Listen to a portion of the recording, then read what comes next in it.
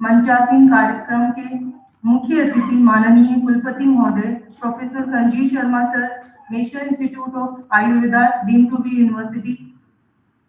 आयोजन समिति की प्रमुख माननीय उप कुलपति महोदया प्रोफेसर नीता कोटेचा मैम,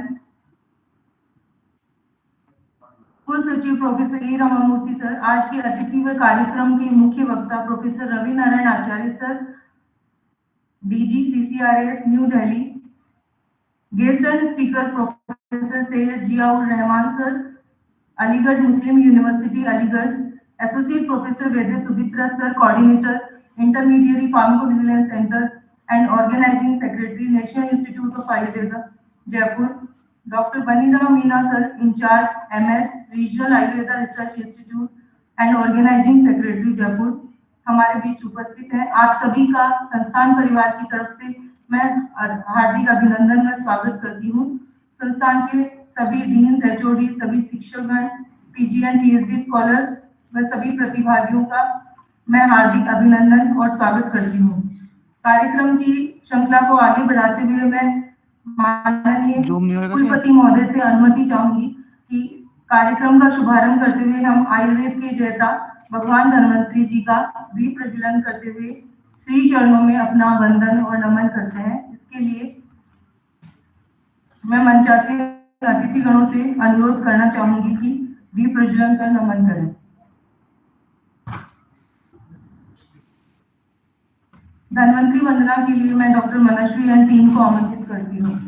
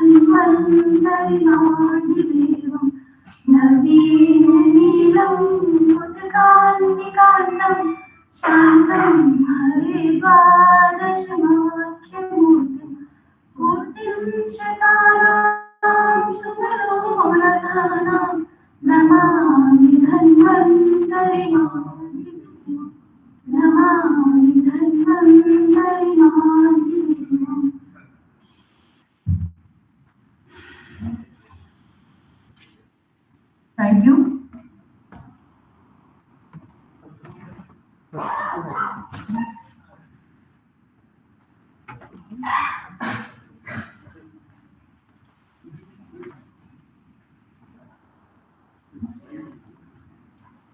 मैं रजिस्ट्रार सर से अनुरोध करना चाहूंगी कि सर मंच पे आए।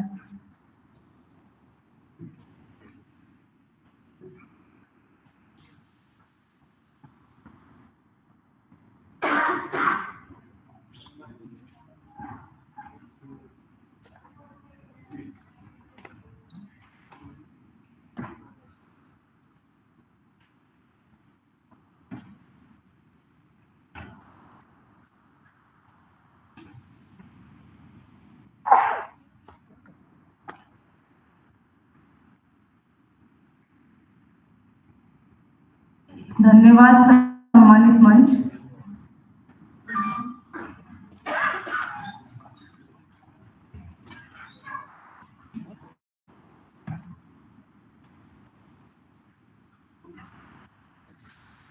कार्यक्रम की अगली कड़ी में मैं स्वागत श्रृंखला में मैं सर्वप्रथम आज के कार्यक्रम के मुख्य अतिथि माननीय कुलपति महोदय प्रोफेसर संजीव शर्मा सर के स्वागत के लिए आमंत्रित करना चाहूंगी आदरणीय doctor Baniram Meena sir, incharge regional Ayurveda research institute Jaipur से। प्लीज सर का बुके व स्मृति चिन्ह भेंट कर कुलपति महोदय सर का स्वागत व सम्मान करें।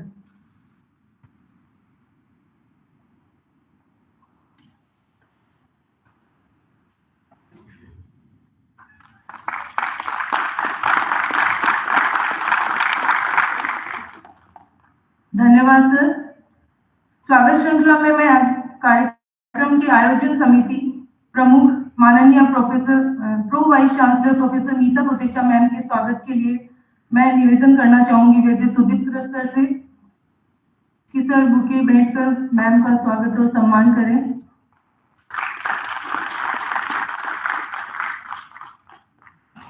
अगले हमारे अतिथि व विशिष्ट वक्ता प्रोफेसर रविनारायण आचार्य सर, डीजी CCRS सर के स्वागत के लिए मैं अनुरोध करना चाहूंगी वैद्य सुदीप्त सर से।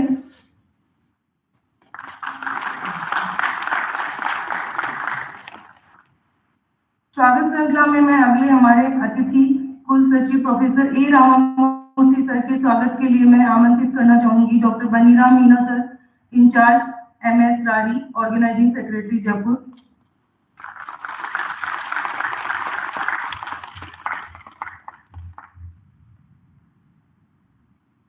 धन्यवाद सर। अगले हमारे वक्ता professor Syed Ziaur Rahman sir, Aligarh Muslim university Aligarh sir के स्वागत के लिए मैं आमंत्रित करना चाहूंगी डॉक्टर बनीराम मीना सर को। प्लीज सर बुके भेंट कर सर का स्वागत व सम्मान करें।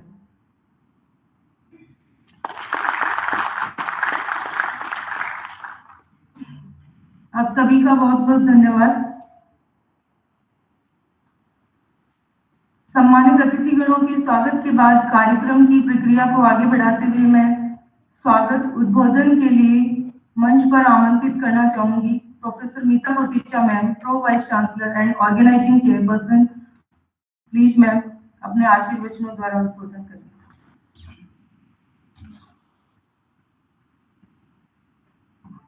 सभी को नमस्कार। Vice chancellor professor Sanjeev Sharma sir, आज के मुख्य वक्ता professor Ravi Narayan ji, DG CCRS, अन्य मुख्य वक्ता अलीगढ़ से पधारे हुए रहमान साहब, मीना जी, रजिस्ट्रार प्रोफेसर रामामूर्ति जी, ऑर्गेनाइजिंग सेक्रेटरी डॉक्टर सुदीप्त, यहाँ पधारे हुए सम्मानित सभी HOD, डीन, अध्यापक और छात्रगण, अध्येतागण एवं इस सेमिनार के लिए आए हुए सब प्रतिभागी, सभी का मैं तहे दिल से स्वागत करती हूँ। NIA में सभी का स्वागत है और आज के आयुष सुरक्षा संभाषा में सबका बहुत बहुत स्वागत है। ये फार्माकोविजिलेंस के अंतर्गत आज का सेमिनार होने जा रहा है संभाषा, और उसमें मेनली क्योंकि बारी बारी याद दिलाते हैं तो काम अच्छा होता है। फार्माकोविजिलेंस के बारे में सब जानते हैं, कुछ अपडेट्स भी आती रहती हैं। दूसरा ये है कि बारी बारी हम रिपीट करते हैं तो काम धीरे धीरे परफेक्शन आता जाता है। अभी भी हमारे वहाँ इतने केस रिपोर्ट नहीं हो रहे हैं। हम मुकालता में है कि आयुर्वेद है वो किसी को नुकसान पहुंचाता ही नहीं। बात सही है, अगर सही मात्रा में, सही जगह, सही प्रकृति वाले को दिया जाए तो, पर इसमें कई बार हम गड़बड़ कर देते हैं, हो जाती है। कई बार दवाइयाँ बनाने वालों से भी कोई गलती हो जाती है, दवाइयाँ सही नहीं बनती। ऐसे कई कारण रहते हैं जिसके कारण पेशेंट को तकलीफ हो सकती है। और अगर ये हम रिपोर्ट करना सीख जाए, अच्छे से रिपोर्ट करें इस विषय के, तो क्या है कि गड़बड़ी कम होगी। क्योंकि जब रिपोर्ट होता है, सभी के संज्ञान में आता है, तो बाकी लोग अलर्ट हो जाते हैं। तो इसलिए हमारा रिपोर्ट करना बहुत इम्पोर्टेंट है, जो अभी हमारी बहुत आदत में आया नहीं है, पर धीरे धीरे अभी इसमें आदतें बन रही हैं। तो इसी कड़ी में आज का भी ये वर्कशॉप है, सेमिनार है कि हमारी आदत बने, इसके लिए फिर से एक बार याद दिलाना है। और जो इसके नए, क्योंकि सरकार इसमें काफी अपना योगदान दे रही है और सरकार चाहती है कि सब चीजों को हम अच्छे से स्ट्रीमलाइन करें और जो पेशेंट केयर है उसमें ज्यादा से ज्यादा अच्छा कर सके। इसके कारण ये सेमिनार रखे जाते हैं। तो आज का सेमिनार भी उसी विषय पे है। मैं ज्यादा वक्त इसलिए नहीं लूंगी कि हम देरी से चल रहे हैं, ऊपर से हमारे मुख्य वक्ता हैं, उनको अभी फ्लाइट भी दोपहर की पकड़नी है। तो फिर से एक बार सभी का बहुत बहुत स्वागत है और आज का सेमिनार बहुत अच्छा होगा, ऐसी शुभकामनाएं हैं। नमस्कार।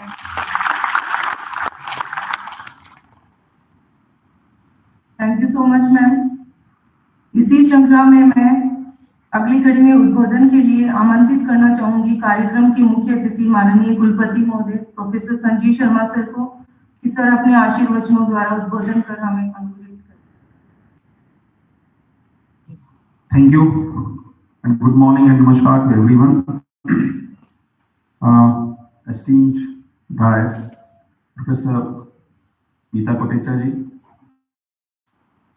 Professor Ravi Narayan ji, Professor Murthy ji, Professor Rahman Saab,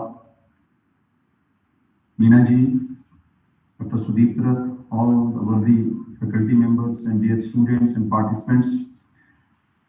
Today, this is a great occasion to be here in this one-day program, which is basically has been organized as a pre-WAC program. You know that World Ayurvedic Conference is going to be held the next month, and the venue is very nice and good venue. It's Goa.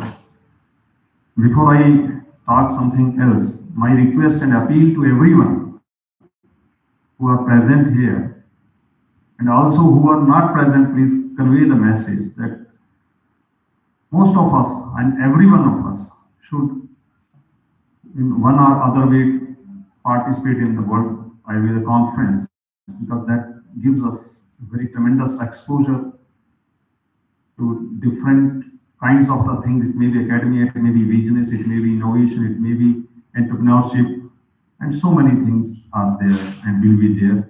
So my humble request to participate there. So far as today's program is concerned, I am really thankful to CCRS and of course the Pharmacovigilance unit of NIA for organizing this kind of program here in NIA. I welcome you all in this one-day program. Pharmacovigilance itself is very important, as Professor Meeta ji told that. As we know, a focal point or central point of our profession is the patient. That is the central point. Every effort of medical science, may it be academia, research, or clinical care, it is focused at the patient. In fact, patient is a fulcrum around which we revolve. And we should strive and do every effort for the safety of the patient, because safety of the patient is of utmost importance than efficacy or effectiveness. And when we treat a patient, then definitely some intervention is done. It may be in the form of drug, it may be in the form of some procedure. And due to various reasons, those drugs or that drug or those procedures or procedure can produce sometimes unwanted results, unwanted effects, what we call as the adverse drug reactions or adverse events most of the times. But what is our practice in routine clinical setting or in the real world setting is that we hardly report that. We note that, but we do not report that. This we have to bring in our practice, that whenever and wherever there is something untoward due to or probably due to or during the course of our intervention or treatment, that should be noted down, that should be documented, that should be collected, and that should be preserved, and at the same time that should be reported to the suitable authority. Because that reporting may be very, very important, may be telling very important facts about that intervention or drug. But this is again not in our practice. So today's program will remind us and educate us through our esteemed resource persons that we should be active on this aspect, and at the same time we should report, and it should be reported properly also, so that the analysis of your reports that can be done at suitable level and some kind of recommendations can be developed in the future.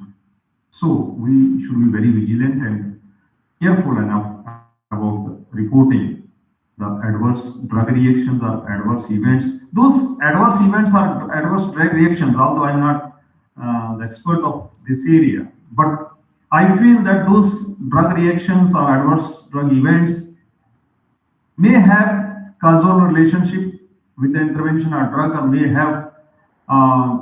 may not have causal relationship, or may not have real relationship, but we should report.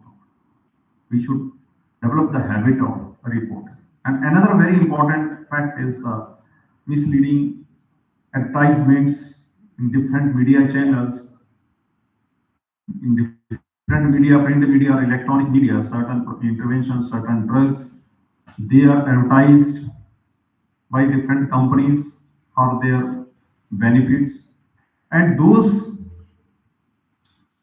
advertisements may be false, may be misleading, or may be true. So those should also be brought into the notice of the authorities by reporting, spontaneous reporting, or if we are having some source of reporting, maybe newspapers or some other media channels or groups of the patients or society, if we find such type of reporting about the misleading advertisements or false advertisements, or sometimes maybe true advertisements, should also be brought into the notice of the authorities, because those advertisements generally is having a big impact upon the minds of the general public.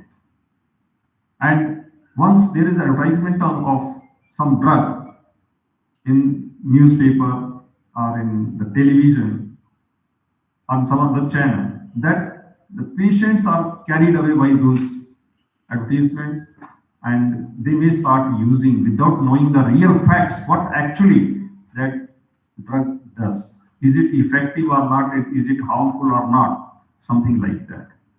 So I hope that this program will educate us, every one of us, about the basic concept of pharmacovigilance, and definitely how we should proceed towards this important area, and how we should learn to and develop a habit to report the adverse events, adverse drug reactions, or there may be so many other aspects of the pharmacovigilance which our worthy resource persons will educate us. So with that, I wish all the best for this one-day program, and I am again thankful to CCRS, Government of India, Ministry of Ayush, and NIA Pharmacovigilance Unit, and all of you for coming over here and organizing this very important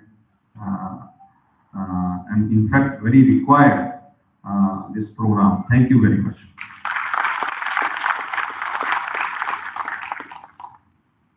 Thank you so much, sir.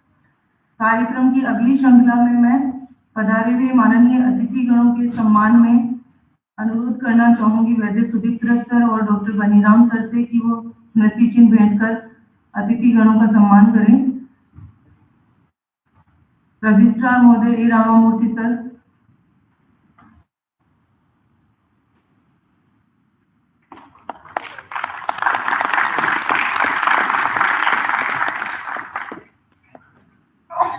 Pro vice chancellor professor Meeta Gudecha ma'am,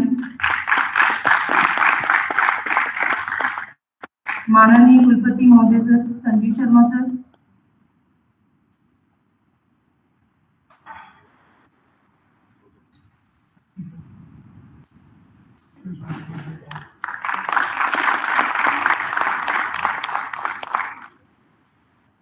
thank you sir.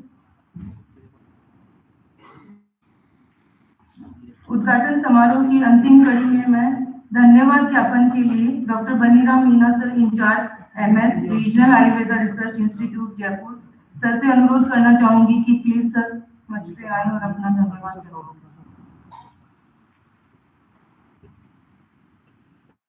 सभी को नमस्कार। धन्यवाद की श्रृंखला में मैं सर्वप्रथम धन्यवाद ज्ञापित करना चाहूँगा हमारे CCRS के महानिदेशक महोदय का, जिन्होंने हमें अपॉर्चुनिटी दी और इससे पहले भी एक सेमिनार का हमने आयोजन किया था और बार बार हमें इस तरीके की अपॉर्चुनिटी दी गई, जिसके लिए हम सर का हृदय से आभार व्यक्त करते हैं और धन्यवाद ज्ञापित करते हैं। सबसे बड़ा धन्यवाद मैं नेक्स्ट श्रृंखला में देना चाहूँगा हमारे BC महोदय को कि इनकी छत्र छाया में यहाँ पर जो हमें सुविधाएं उपलब्ध होती है, तो हमारा जो भी कार्यक्रम यहाँ पर आयोजित होता है उसका सर का पूरा ऑपरेशन होता है और एक पारिवारिक माहौल में हमारे यहाँ पर कोई भी आयोजन संपन्न होते हैं, उसके लिए मैं दिल से सर का शुक्रिया अदा करता हूँ। माननीय प्रोवीसी मैडम, जिनके सहयोग से आज ये कार्यक्रम हुआ, उनके डिपार्टमेंट के डॉक्टर सुदीप रथ जी, जो कि ऑर्गेनाइज सेक्रेटरी और सभी कार्य इन्होंने यहाँ पर संभाला है, मैं उनका दिल से धन्यवाद अदा करता हूँ। साथ ही हमारे NIA के रजिस्ट्रार महोदय प्रोफेसर रामामूर्ति जी और हमारे अलीगढ़ मुस्लिम विश्वविद्यालय से पधारे प्रोफेसर रहमान जी, मैं उनका धन्यवाद ज्ञापन करता हूँ कि वो हमारे इस कार्यक्रम में यहाँ पधारे। साथ ही मैं सभी का विभिन्न प्रदेश के और बाहर के उनसे आए हुए जो स्टूडेंट है और विशेषकर NIA की जो फैकल्टी है, उन सभी का इस कार्यक्रम में पधारने पर दिल से धन्यवाद देता हूँ। Thank you.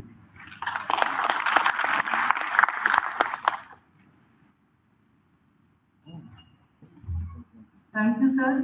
धन्यवाद सम्मानित मंच।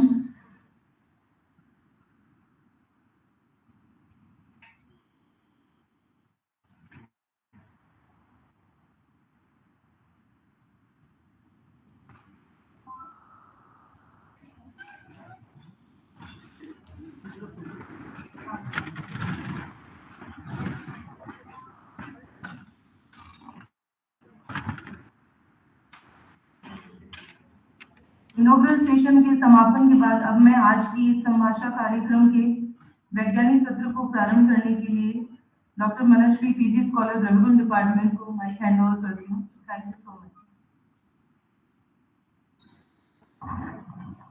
Thank you, Dr. Pratibha. Now we shall move ahead with the scientific session. The chairperson for today's scientific session will be respected Dr.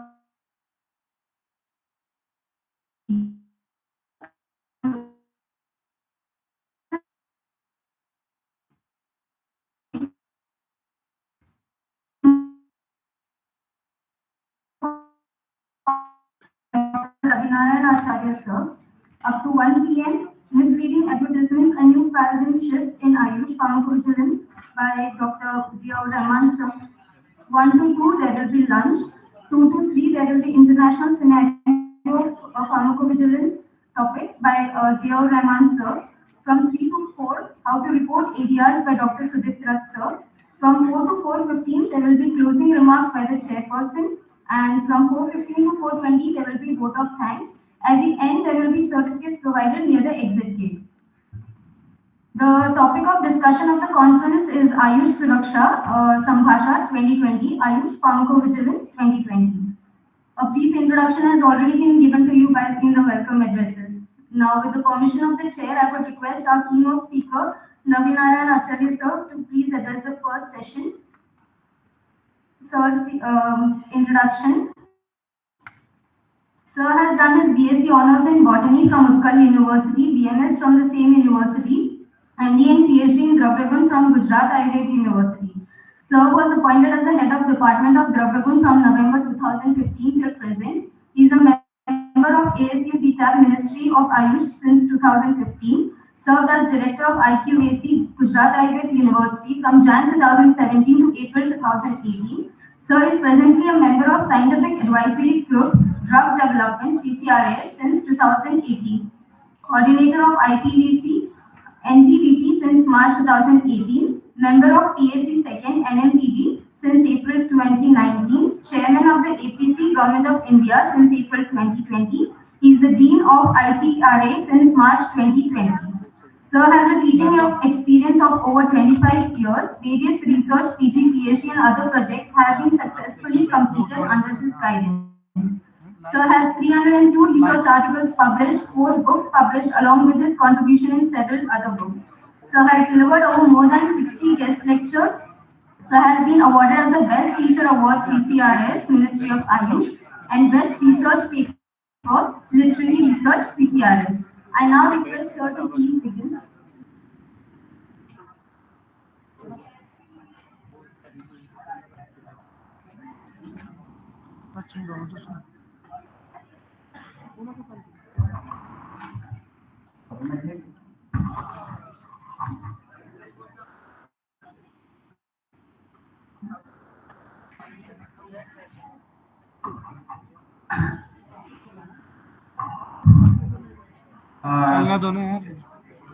A very good morning and namaste to all. बार बार क्यों display बिगाड़ रहे हो आवाज चल रही थी online चल रहा है Salman and Dr. Jia, Dr. Ramurthy ji and all other learned professors, PhD scholars and their students. इनको मना कर दो As Honorable Vice Chancellor told in his speech, this is a part of World Ayurvedic Congress pre-conference workshop awareness program about World Ayurvedic Congress, and also NIA has come forward to organize this pharmacovigilance program. And so CCRS, in collaboration with CCRS, I am here in that for that point of view. The students, let me show how many of you have heard about pharmacovigilance previously. Raise your hand. कितने लोगों को pharmacovigilance के बारे में word सुने हो कभी? ऊपर हाथ ऊपर तरह करिए. So the front pages are somewhat more than others are new. So I will be here for next 1 hour to let you know about what pharmacovigilance, the word pharmacovigilance. Dear students, you maybe heard the stanza here. We always say that Ayurveda is old, Ayurveda is old, and due to old we don't have any adverse reactions, and we can, and many people, there is a common notion among the people, and not only the people but also the student practitioners of Ayurveda, many practitioners of Ayurveda, that drugs does not have an adverse reaction. Actually, the scenario is not like that. You can see the stanza of Kalidasa, when he started his career as a writer, in his first Kavya, Malavika, he wrote, Purana Mityam, Nasadu Sarvam, Nachapi Kavyam, Namamitya Vadyam, Santah Parikyantra Buddha. Yani, everything is old, we should not take it as granted. Because that's we can correlate this stanza with a marketing strategy, because he started his career, he was supposed to start his career as a poet, and before that many established poets were there and they have their own. So he told in that way that yes, whatever I am going to write, whatever you are going to listen may not be good, or you have the audience, here I can correlate with that the physicians, we should not have that I will take it granted that Ayurveda is old and we don't have any adverse reactions. Whatever we learn, we can prescribe irrationally in that way. So a person, a physician, when he or she use judiciously, samtaha, in everything, a person must use it before judiciously use, then only he or she can have good result in that way. Otherwise, knowing only the prejudiced mind that old is good, if producer of a film, he will produce all the film and he will direct all the, it is not like that. The audience is always, and the physician who will practice also take care of that also. Another stanza is by Subhamitra. There it says that a physician must know about the only knowing the name does not say that you are going to be a good physician. Knowing that Arogevardhani to be used in skin disease conditions and Phalabricati in liver disease conditions. By knowing the name is not good. You have to critically analyze every drug. Then only you can be a good physician. So these are the stanza I quote here because this is other than Ayurveda. In Ayurveda, we have many things which I am going to share with dear friends in next 1 hour. So I will be here to share what is pharmacovigilance and its significance in therapy practice, ways and means of observing pharmacovigilance, status of pharmacovigilance in Ayurvedic drugs, and National Pharmacovigilance Council in a very short. And so this reporting form, etc., Dr. Sudip is going to tell, and Professor Jia is going to speak about the international scenario, administering advertisement, all these things. That because in to teach pharmacovigilance, it needs near about 1 week a day if you have 6 hours a day. So in that way, it's a huge task, but we'll try to inform because the audience is diversified, starting from the faculty to undergraduate students. So in that way, we'll touch throughout the day some points in that. The friends, you see the demand of herbal drugs across the country, not only across the country but on the world. Day by day, the demand of herbal drugs is increasing like anything. And Indian industry, global industry, and particularly the Indian wellness industry, for which we have also started new courses. NI has started courses like beauty product and other things because there is a high demand. So there is a high demand. So the drugs are fixed, and when there is a high demand, there is every chance of adulterations. When the high demand, there is every chance of manipulation. When there is a high demand, every chance of doing some malpractices also there. And particularly here, the malpractice is related to drug. So our resources are same. Our resources are limited. And we are not till now we are depending upon 90% depending upon herbal drugs from its natural sources. Then only 10% we are doing cultivation. So when and the quality of as on today, more about 25% plants are not available in the classical plants, and we are using substitute and other plants in that aspect. So in this way, the market, particularly the demand of drugs in the hospital, wellness sector, daycare, these are the different area where Ayurveda, the drugs, previously we are having used Ayurveda word, but now many things in the name of herbs, these things are being used. And why these new drugs? Because I will see that doing a new, opening a new drug industry, and that too doing research on herbal drugs is somewhat easier than that of the synthetic drugs. To produce a synthetic drug, and from the laboratory up to the clinical, it takes at least 10 years and $1 billion.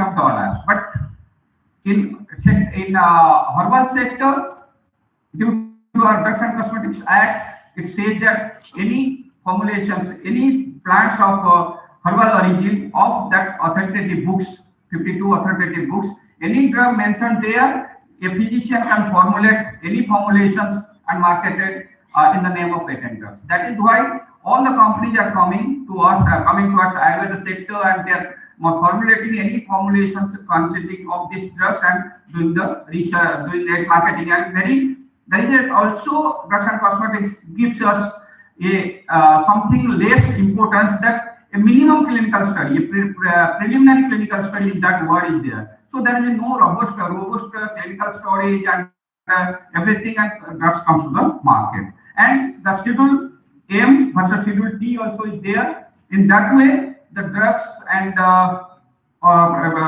you also taking the schedule M versus schedule T of Drugs and Cosmetics Act, both synthetic drugs and Ayurvedic drugs, herbal drugs, that also plays a role in that also to promote more towards herbal drugs.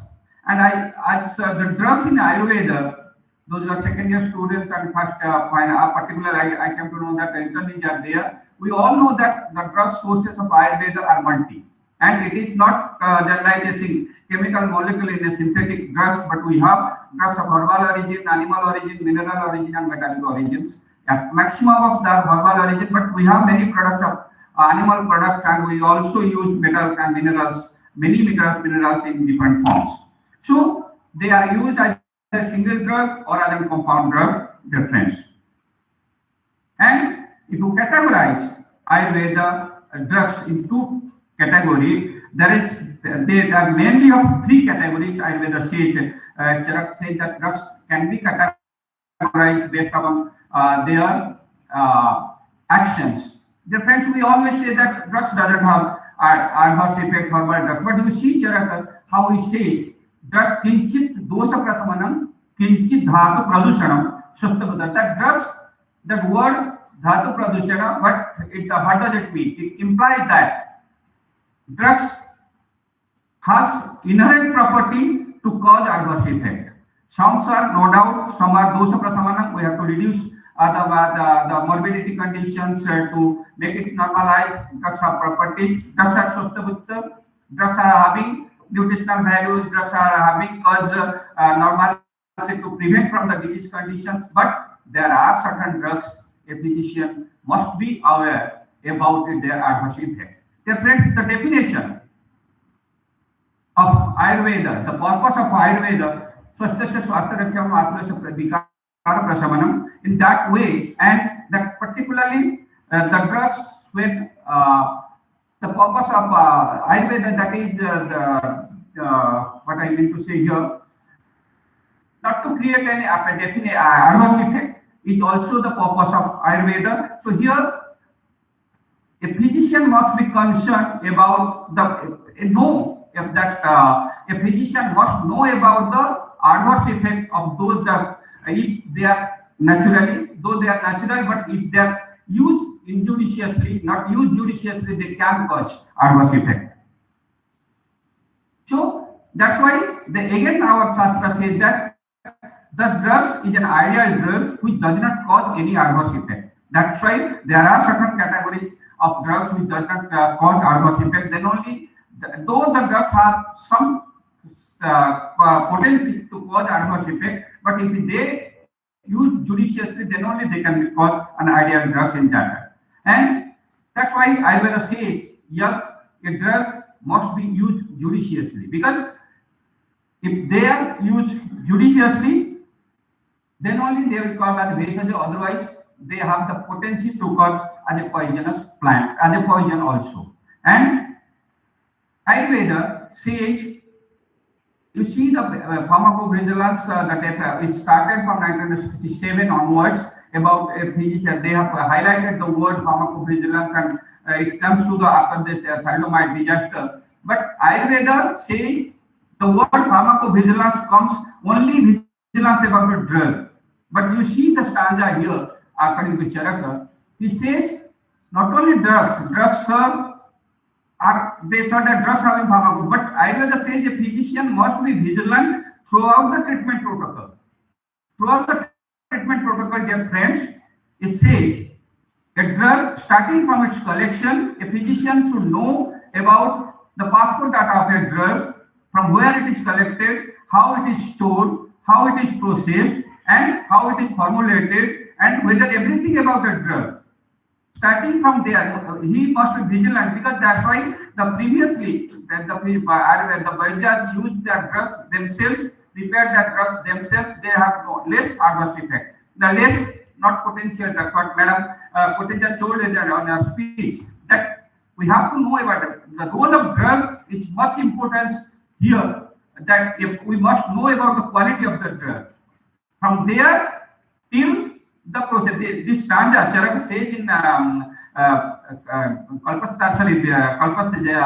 Panchakarma Chikitsa, Vyapat Chikitsa there. So starting from the drug, during the process you have administered the drug, and whatever, every point, whenever a patient comes to a drug, a physician must be vigilant. That word is there. Now that they are coming, the modern pharmacovigilance program, they are coming to what the Professor Jia is going to tell about metrovigilance and ecovigilance, then your nutravigilance, all the many aspects of they are coming now. But Ayurveda from the starting says that a physician must be vigilant in all aspects. And Ayurveda says, now I am coming to the word why it is so told. If Ayurveda says a person must know a drug in a proper way. And what is that? Ausadhim abhigyatam nama guna trivi vigyatam taviduriktam anartha upapadyate. This drugs, a physician must know the drug by its name, that is nomenclature, must be identified properly. The nomenclature, what I just said, the drug must be identified properly, because there are many chance of drugs misidentifications. Because you see the students, when you are going to the OPD, if you have visited our dispensing sections, you will see many drugs looks alike. There are drugs category looks alike, sounds alike. That many drugs you will found with Lakshmi Vilasa Rasa, different name is same, but the adhikara is different. Lavangadipati, the adhikara is different, name is same. If you Lavangadipati of the dysentery, Amatisara and Kasha, but you choose the patient is of Kasha, but the physician dispense. You have written Lavangadipati, physician dispense another drugs. Sorry, pharmacist dispense another drugs. That is sounds alike and looks alike. You will see drugs. Many of the Google formulations are black in color. Many of the powder are gray in color. Many of the quathas are having same color. If it is not properly labeled properly and dispensed in the proper way in the dose, so there is every chance of adverse effect. And that's why when we are doing the NABL accreditation, then these things are taken very carefully, because our ultimate aim to provide good quality health to the patients. So if drugs must be identified properly, nama, that is nama, then guna, rupa and guna. So pharmacological physician must know. And the stanza says the definition of adverse drug reactions is quite clearly mentioned here. विज्ञातम तापि दुर्योगद अनर्थोपपद्यते. अगर आप सब कुछ जानते हुए भी उसको ठीक से उपयोग नहीं करोगे, एडमिनिस्ट्रेशन नहीं करोगे, अनर्थ हो जाएगा. That अनर्थ is nothing but adverse drug reactions. तो अगर आप उसको जुडिशियसली यूज नहीं करोगे तो adverse drug अनर्थ हो जाएगा, मतलब adverse. So the Charak says in that very clear way. And but the definition of adverse drug reaction is says a response to a drug which is noxious and unintended. That definition of adverse drug reaction is to the synthetic drug with new molecule which is being first administered or in the market it is available, and the drug, if it is the result is noxious and unintended, then that comes under the category of adverse drug reaction. But here Ayurveda in toto says that a physician must be vigilant about the properties, actions and identifications of a plant, of a drug which he or she is going to be administered to the patients. So in toto, if you see, we can, these adverse drug reactions can come can happen if it's you can categorize them into different categories. So the adverse drug reactions can come. Some plants are known for their poisonous effects, some plants, and These plants have been categorized in our pharmacopoeia as Schedule E1 drugs, dear friends. The students, that drug category is Schedule E1 drugs. Not only the Schedule E1 drugs, but there are certain other drugs also which are not included in the Schedule E1 drugs, but they have the potency to cause adverse reactions.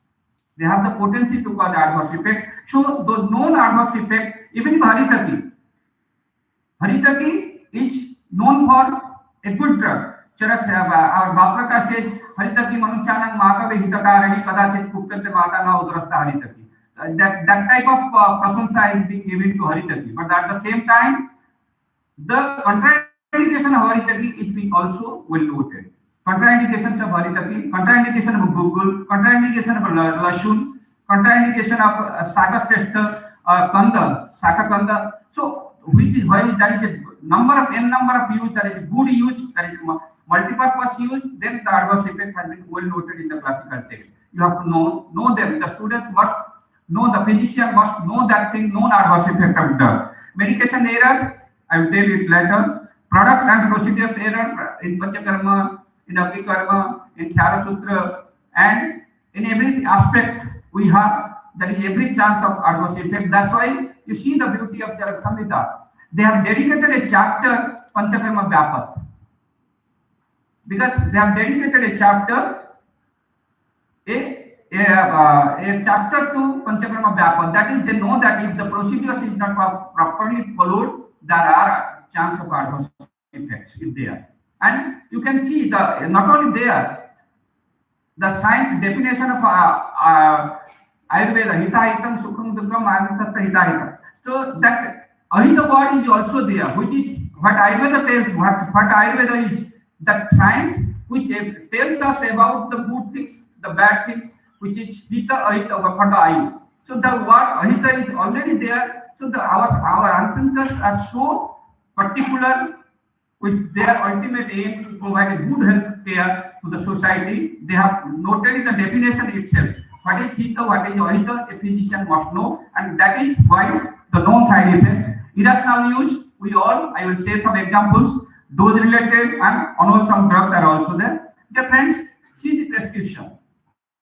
We always write a handful of prescription, that is near about 6 to 7 drugs, 10 drugs in a combinations, and divide into 10 doses, take it for 30 days. There is a common Ayurvedic prescriptions here. You can see with the Dasamulakvatha, Sila Sindura, Spatika Bhasma, Kanchana, Gogol, so many formulations we do combine and prescribe to a patient.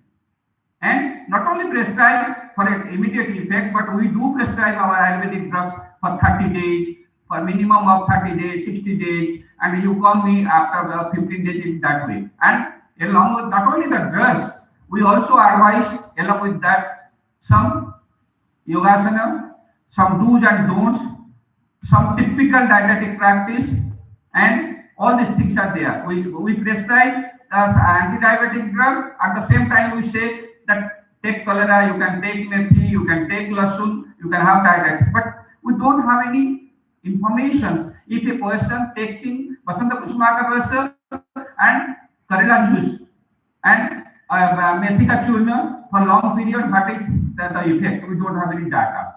So the definition, that's why the program pharmacovigilance is here. And you can see that was a typical Ayurveda prescription where you can see the number of drugs are there, since there are multi drugs that we do prescribe. And here the prescription you see a COVID patient, it says the physician says that you took Ayurveda, you took Cefixime, you took Pacimol. These are synthetic drugs as ascorbyl, and also take Ayush Quathar, take A to Z vitamins, take Mankind. A single prescription to a patient of a common cold diagnosed as a pyrexia with a dry cough and muscular cramp and malacia and fatigue. With this complaint, these are the prescriptions given to a patient. Not only one, a series of prescriptions like this, and we do come across this type of prescriptions in our routine day-to-day practice.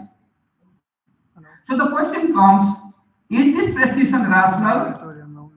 how to write a good prescription is a part of our drug syllabus. Second, so writing a good prescription is also can be taught from pharmacovigilance. So, dear friends, these are the about the prescription writing, irrational prescription writing. What are the major cause of adverse drug reactions I have told in the previous slide. Here, which type of patient thus comes to our OPD? In Ayurveda OPD, we do get patients of chronic disease conditions. Generally, we have some certain acute disease conditions. We have shown our strength during COVID-19. Yes, how Ayurveda can manage the acute conditions also. We have shown our strength. But here, generally, in the OPD, we do have patients of diabetes. We do have patients of long disease conditions and particularly asthmatic patients, epileptic, rheumatoid arthritis. This type of patients used to come to our OPD, and these patients are always with other synthetic drugs.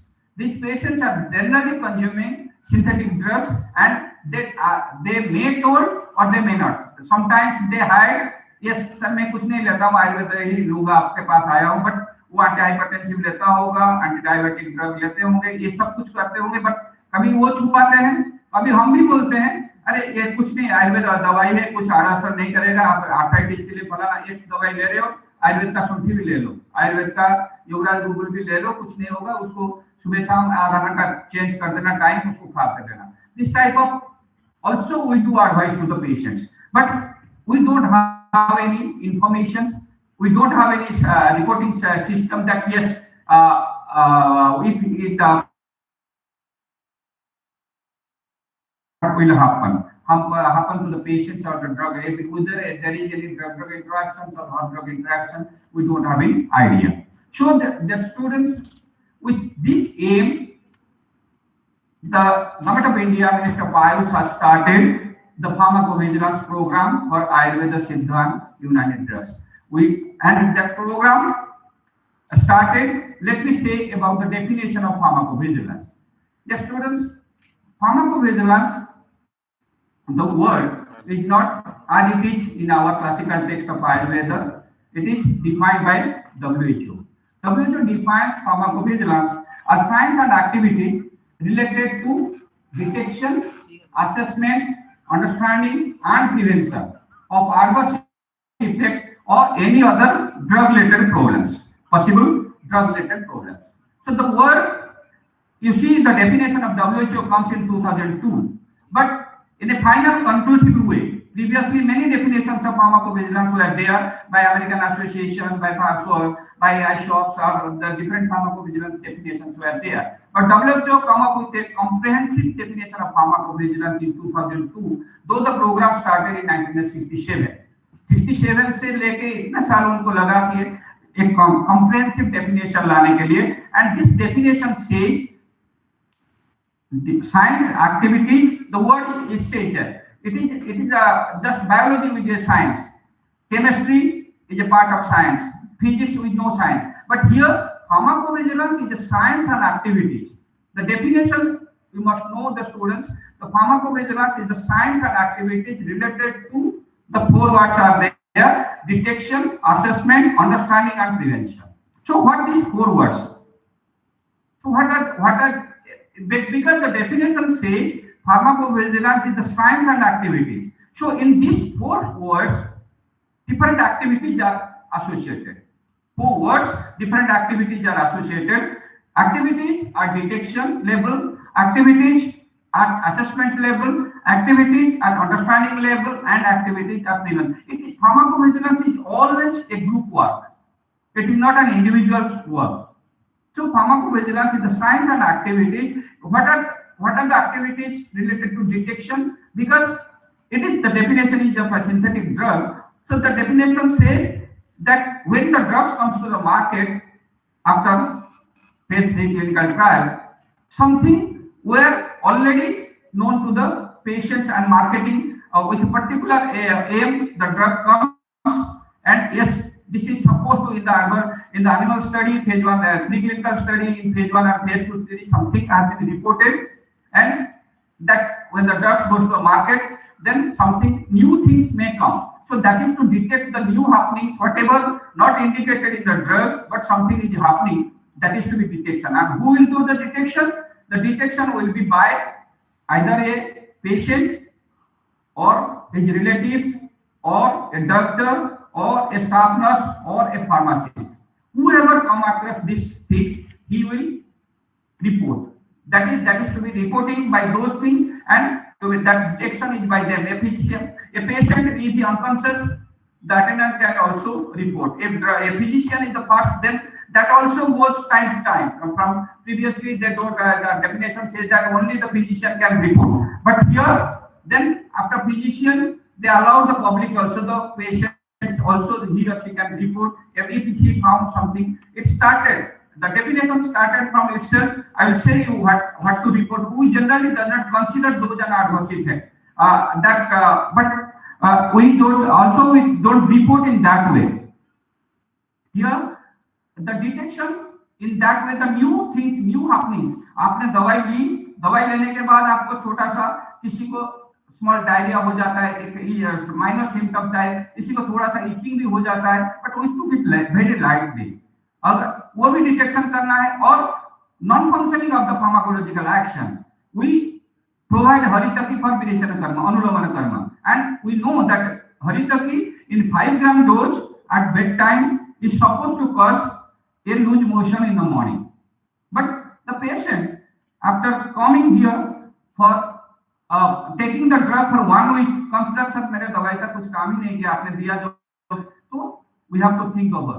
Yes, the drug is supposed to do the action, but drug does not. That is the thing we are reporting that it to be detected. Then assessment. We have to assess whether the drug is so riskful that it may cause death, it may cause some non-function of the organs, it may cause some other adverse effects. So assessment whether it is so serious, that is the assessment scale. Also death or any harm or any paralyzing the mobility or only skin, that assessment is to be severely. Then understanding. On detection in the level, understand. So the assessment will be made by some experts. Assessment will be made by certain experts. Those experts were known of Ayurveda, known for their known for a pathologist, a biochemist. They will assess the things. Assessment, sorry, understanding. That assessment will be by reporting, but understanding with the committee. There is the causality assessment committee. The experts are there. They do the causality assessment and they find out whether the drug is the culprit or any other thing. But somebody may intentionally report to blame Ayurveda drugs. Somebody may knowingly or unknowingly, that is Haritaki is supposed to cause purgation, but the patient does not take as per the prescription of the patient physician. So there also it is there, understanding. Then prevention. The prevention is the part administrative persons are administrative persons. The higher authority, they are there. They to take action whether the withdraw the drug or to reduce the dose or any other. The preventive action is there. There is different committees, CSO level or other level is there. So all this pharmacovigilance is a group activities. Many persons are involved, and this definition says in that or any other drug related problem. The definition says any other drug related problem. Now comes the role of Ayurveda drugs. Now comes in the last 10 to 12 years I am associated with this pharmacovigilance program. Because the definition of pharmacovigilance is for synthetic drugs in general, and we are interpreting it in our herbal drugs, and we have found that many of the Ayurveda drugs does not come this type of adverse effect. Already we have reported many of the adverse effect in our classical test. But any drug related problems, ये हमको सबसे ज़्यादा observe हो रहा है due to negligence, due to non-awareness of the pharmacological properties, actions, and all these things. Drug related problems are many. With this, what is the WHO defines drug related problems as issues that affect the safety and safe use of medications. So these drug related problems, which may be extrinsic, may be intrinsic. As I told already, I have told that looks alike, sounds alike, all these things are drug dispensing, all these things are there. So the medications errors, prescription errors, adverse reaction and adverse event are there for that purpose. So this classifications about drugs, medications error, not properly drugged, in the quantity we have loose dispensing. Many of the herbal drugs are loose dispensing in the powder form, in the tablet form. There the drug does not cause also that type of effect. So adverse effects are supposed to cut there. And I'm just here the terms, I am not going to that in detail, but only to make the students aware that we sometimes took casually some things in our reporting. In our we don't think that we do prescribe the drug, and the patient next day comes and says, "Sir, my in the previous report ESR was normal, but after taking the drugs, ESR we found ESR somewhat high." And we said ESR तो high है, drug का क्या adverse effect, उसको क्या इतना importance नहीं देते. But dear friends, if after administration of the drug, something the biological markers, some markers are also found high, even if the blood pressure goes high, the pulse rate goes high, all these things what is normal, but after the taking the drug something comes in the report, then that is supposed to be reported. So in that way, I am not going details about the adverse effect, the definition of that, but these are the things, some unwanted efforts which we generally come across in our practice, but we don't report to those things that comes under the pharma terms or pharmacovigilance. I am not going to that part here, details. Now, the scope of pharmacovigilance. The scope says that lack of efficacy is also comes under the purview of pharmacovigilance.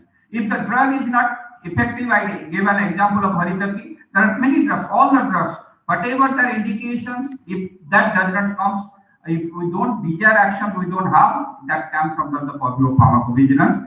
Abuse and misuse of medications, that also we have to report. Because after reporting, if we report in future, the other physicians may also found effective or take note of your reporting all these things, and then you see that some people we do prescribe Hingvashtak चूर्ण. आपने किसको एक बार हिंगवाष्टक चूर्ण लिख दिया, वो महीनों सालों भर लेते रहते हैं डेली खाने में. That become addictive, and you have seen in during COVID-19 time, Ayush कड़ाई को लोग महीनों ने 6 महीने तक सालों भर लेते रहे. कभी हर बार शुंठी चूर्ण कोई भी किसने बता दिया, and then it caused adverse effect and they blame Ayurveda. Last जब हमने आयुर्वेद की दवाई लिया था, but the drug misuse हो जाता है, abuse भी करते हैं लोग उसको. Then counterfeit medications, I told some bottles of Havra company. Now we are depending upon mainly the marketed product. Very few villagers are there. We are preparing their own drugs, and we do take from the marketing product. So there are many counterfeit medications available in the market. Medication area we have discussed.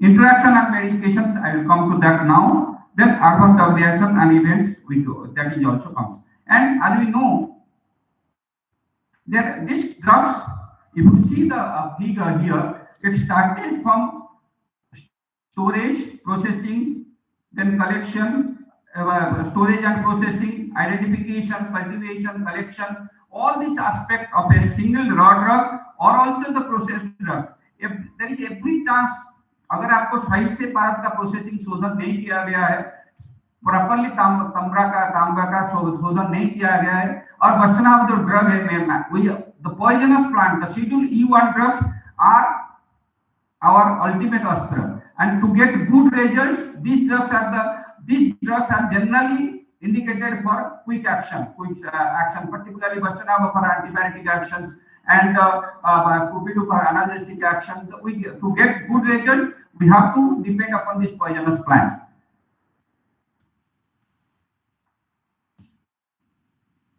We have to depend on the poisonous plants, but that Shodhana is processing also harmful. And there are so many contaminants you are found in the biological sources, other things. The drugs where it is good collection, if it not grow properly, it is not cultivated properly, we are collecting from the natural resources.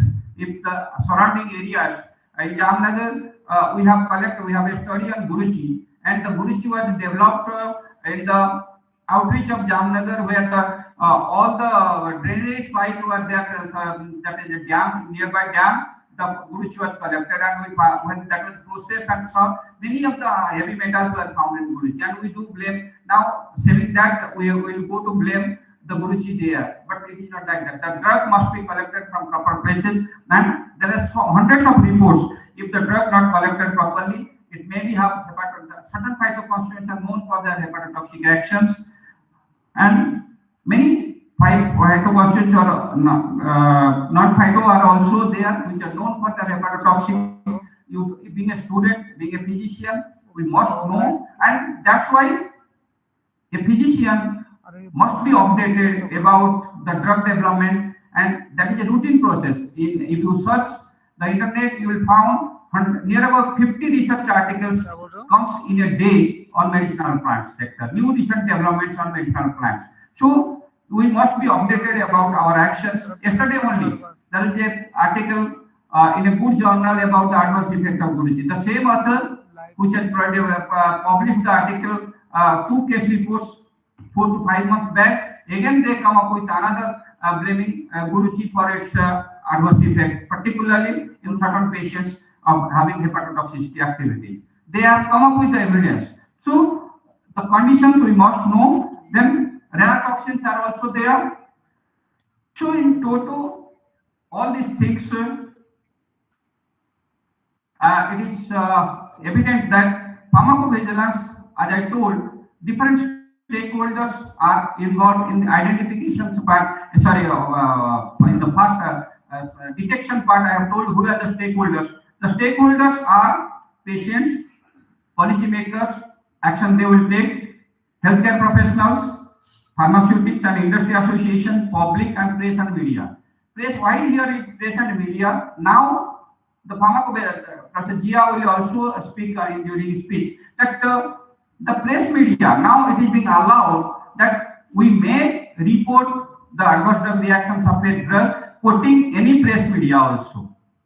Previously, that was not allowed, only patient, all these things. But if something is reported in a press media, but that is not being reported to the pharmacovigilance cell, but somebody can also report quoting the pharmacovigilance if it is in press media is there. So press media is also having a great role in that things, because many times happens that the adverse effects of a synthetic drug or any drugs is not being reported through the proper channel of pharmacovigilance program in a country. But the scientists used to produce that part in the article form or the case report form. So that can also be taken into considerations.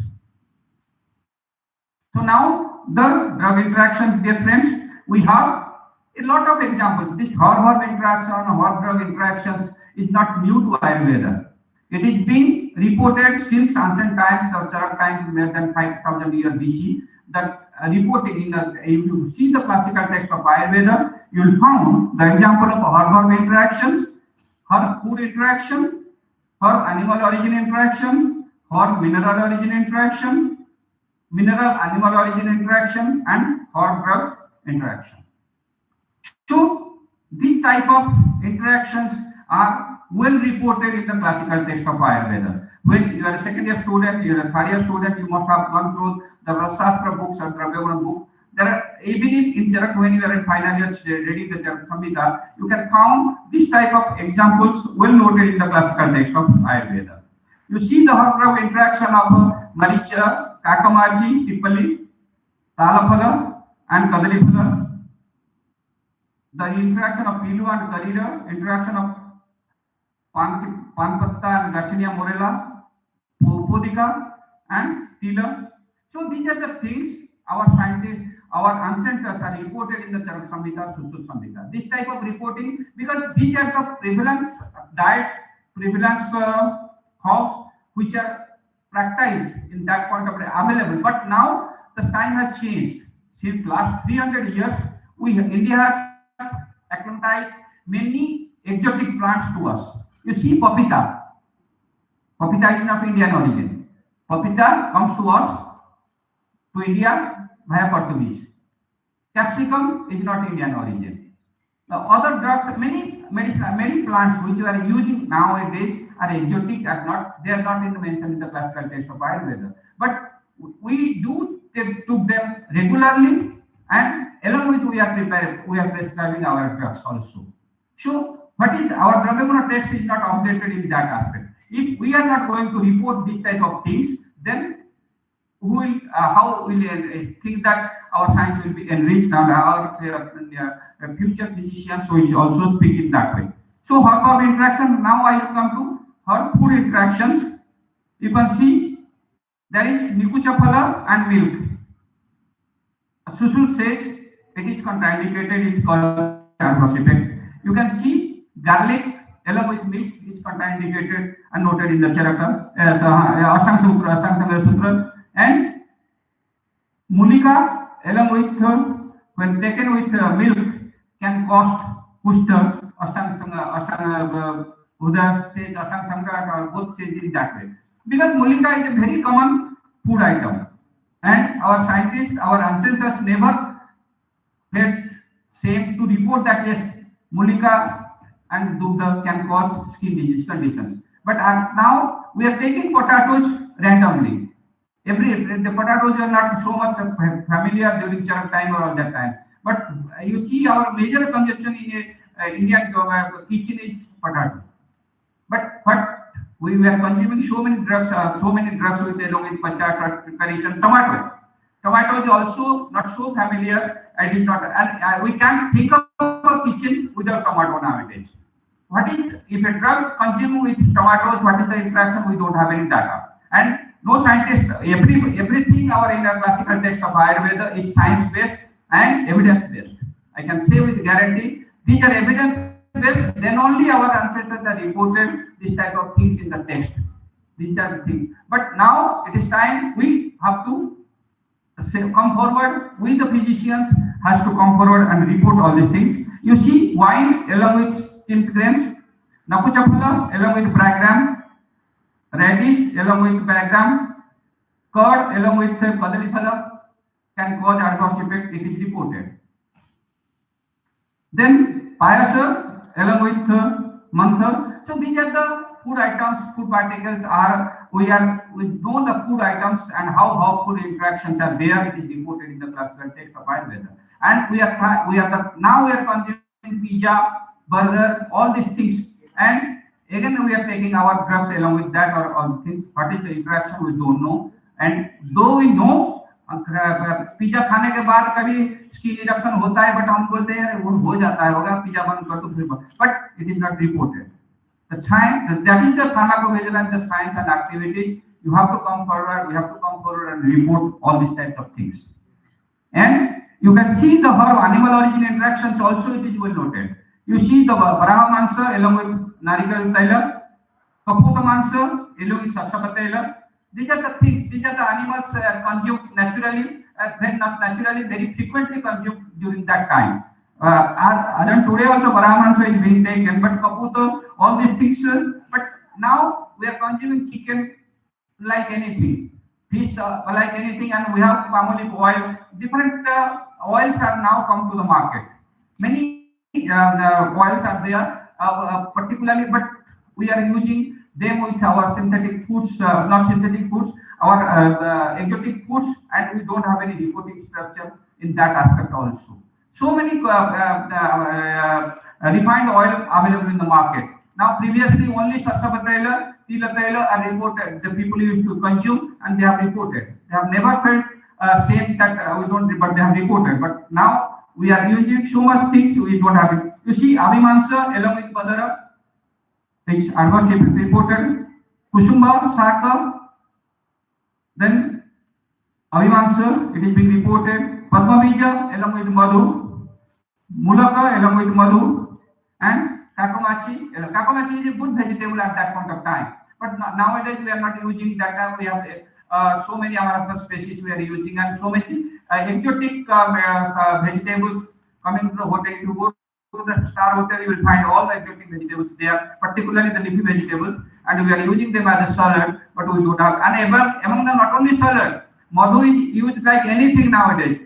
मधु का advertisement भी आ जाता है कि इसको आप इसमें slice में लगा दीजिए, मधु को खा लीजिए, ब्रेड के साथ मधु को खाने के लिए एडवर्टाइजमेंट आता है. When the film star put the advertisement that take madhu along with bread, and what does it mean? And not only bread, and many pizza, all these things also madhu now. For marketing purpose, they are saying like anything. But the role of madhu is very restricted, and there are so many adverse effects reported if madhu is consumed with other items, food items in that way. So dear friends, these are the things we must know and we must report regarding, because now Ayurveda is a separate chapter, a separate wing, vertical in Ayush, where much importance is given to Ahara. So this type of things we must report in that way. And you see the beauty of our ancestors, how they report that if you are consuming Rasosadi, particularly Parada, for the Pakarashta burger, but should not be taken along with Parada.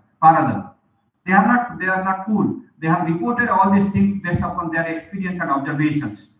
They have reported if Parada is taken along with this type of food items, what is the adverse effect? They must have reported, but nowadays we are not doing that in a proper way. So these are the things of adverse effect. But dear friends, there are also drugs of hot drug and beneficial also. Benefit in the sense the drug has less adverse effect. That can increase the pharmacokinetic action of the drug if you are consuming diabetic drugs, synthetic diabetic drugs, and along with taking the madhu, methika, we are taking with warfarin. So there are positive actions also reported. I am not going to that. Beneficial hot drug interactions, particularly anti-diabetic drug, because the piperine and tuberculosis, anti-tubercular drugs along with piperine that enhance the bioavailability, that has been reported. In that way, also drugs, hot drug interactions have positive effects. Also, that also positive effects must be, that also needs to be reported. And we always consider Shunthi as Vishwabheshaja.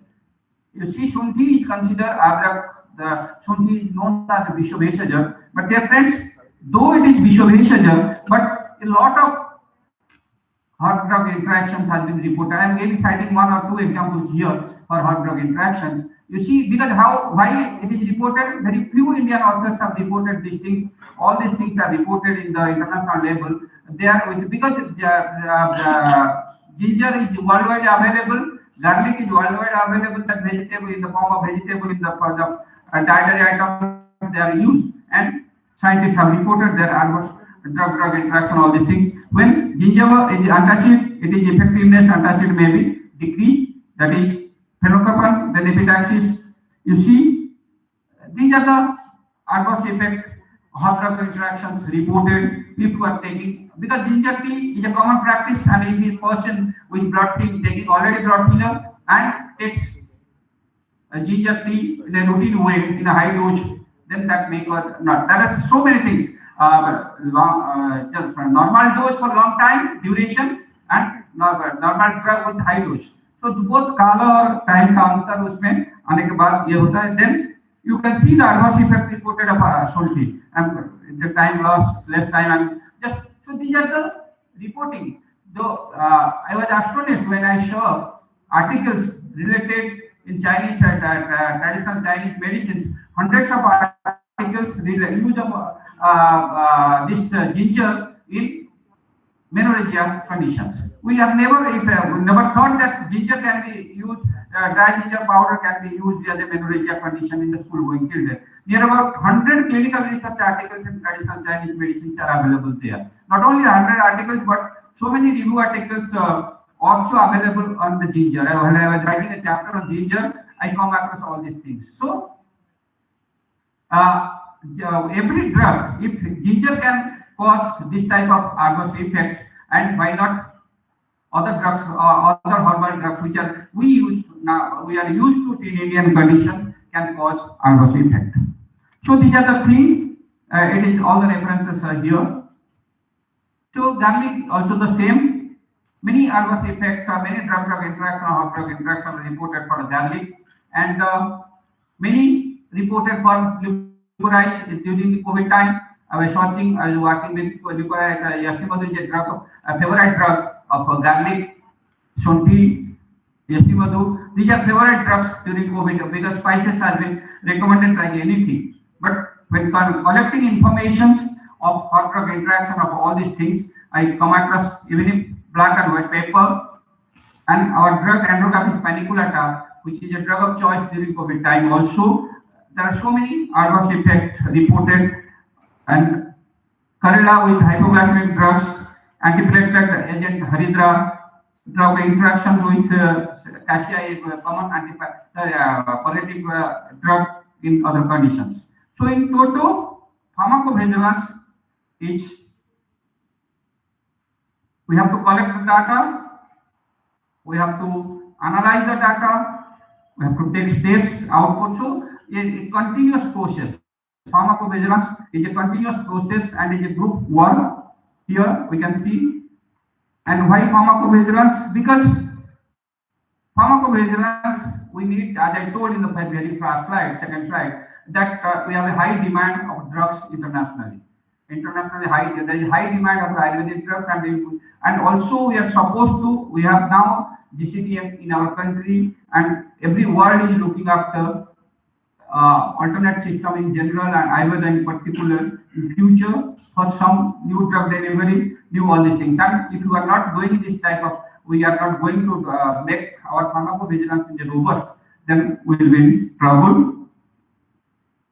And our drug, all these things, adulteration is high, so that part is also to be polypharmacy. And you see many formulations in Ayurveda in the Indian market is available.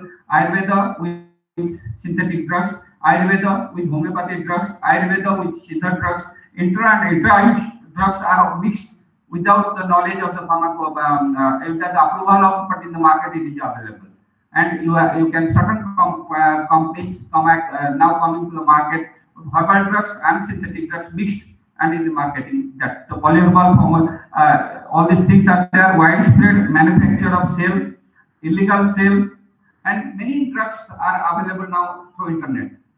Internet से जाओ Ayurveda drugs को आराम से कोई भी ले सकता है.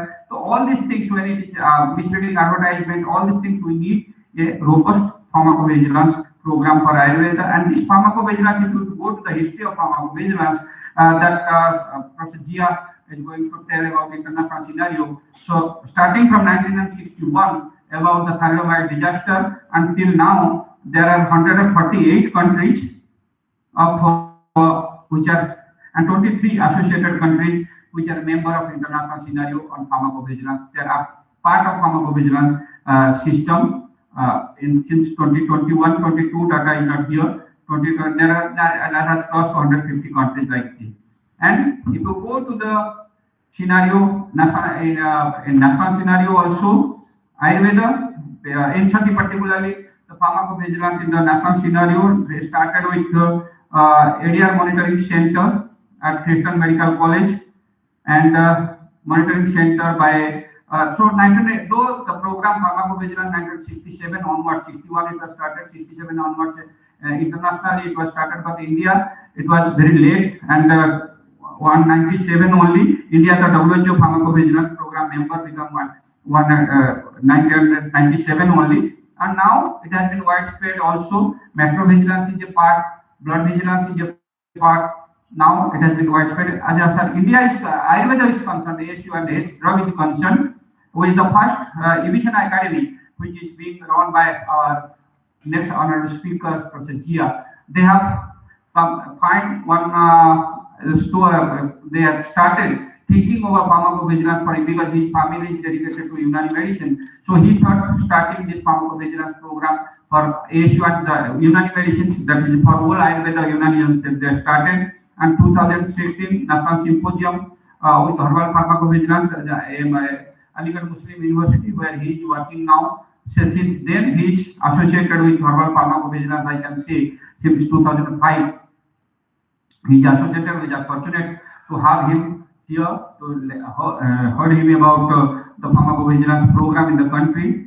And in 2007 and 8 Jamnagar, it was started there, and 2018 onwards, All India Institute of Ayurveda is now the National Center of Pharmacovigilance, and now it is 96 peripheral centers, 98, 96 in functioning, and we have 5 intermediate centers, out of which Jaipur and Jamnagar 2 are for Ayurveda intermediary centers, and Unani, Belgaum, Bangalore is there, Homeopathy, Kolkata, National Institute of Kolkata, Homeopathy, Kolkata, National Institute of Siddha. So this is the pharmacovigilance program across the country.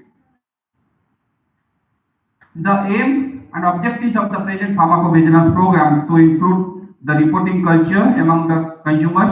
So Dr. Sudip will go in detail to that program also. We are doing objectionable advertisement also, we are reporting that part. So the pharmacovigilance was previously, it was now the word, it has scope has been wide.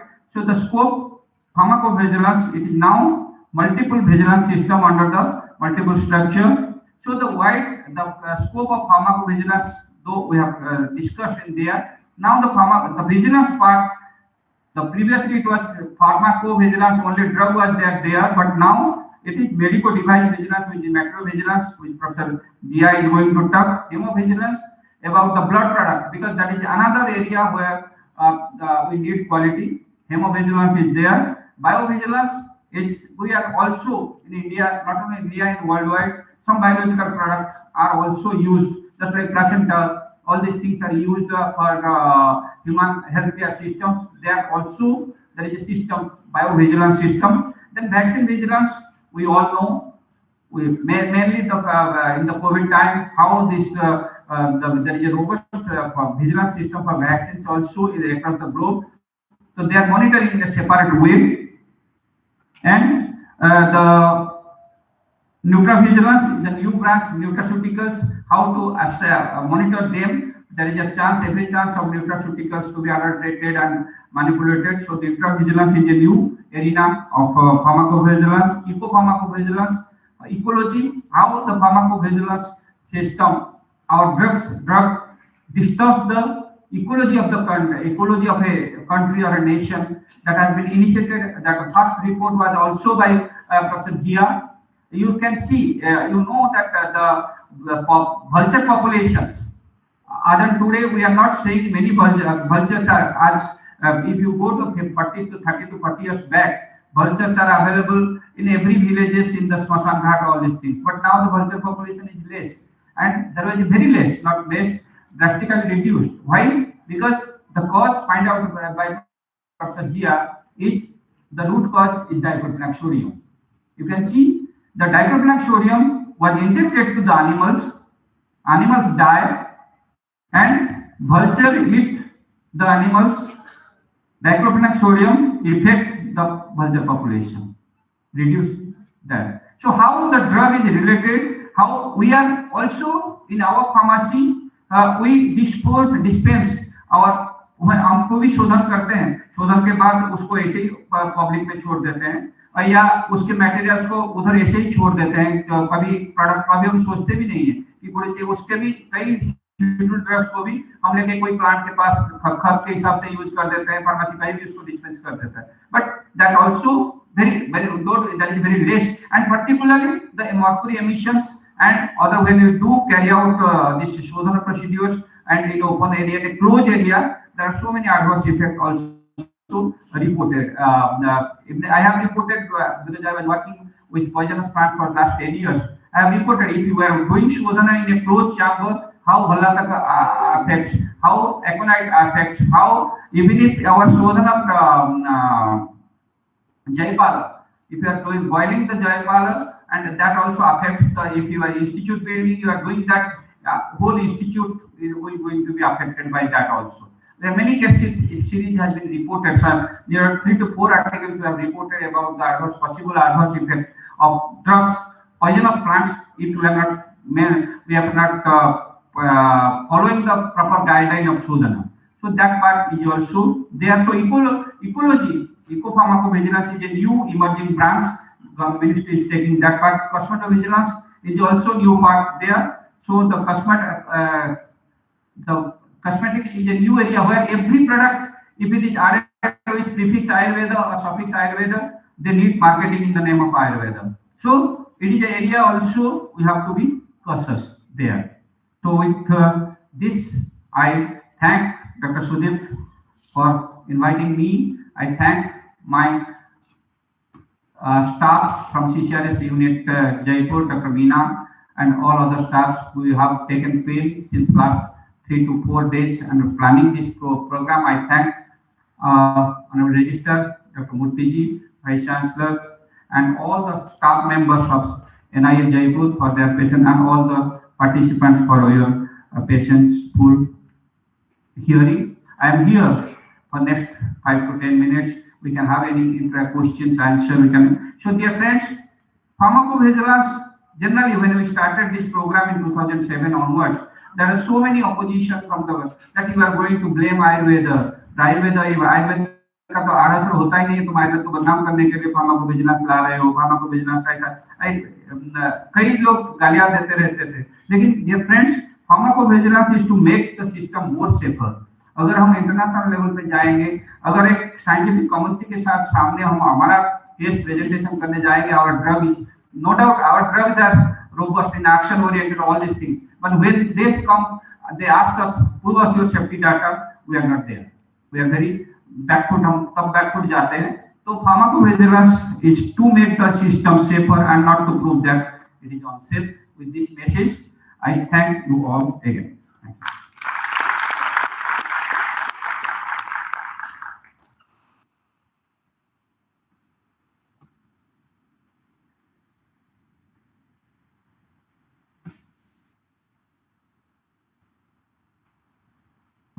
Thank you so much, sir. Now I would request Sudipta sir to please felicitate sir with a memento and certificate.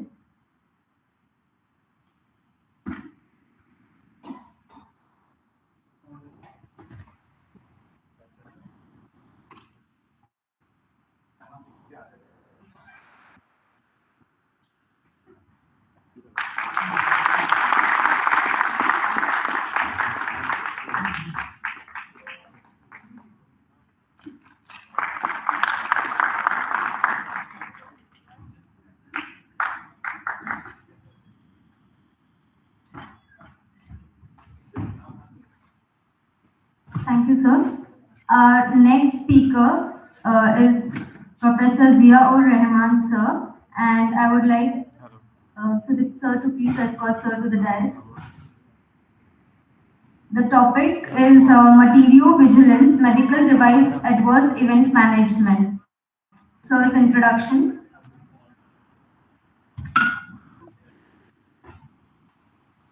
Sir is working in the field of pharmacology for more than 2 decades with vast research experience in basic and clinical pharmacology at undergraduate and postgraduate levels. As a scholar, he has to his credit 7 books published, 17 chapters and more than 200 research papers, case reports, communication in both national and international journals.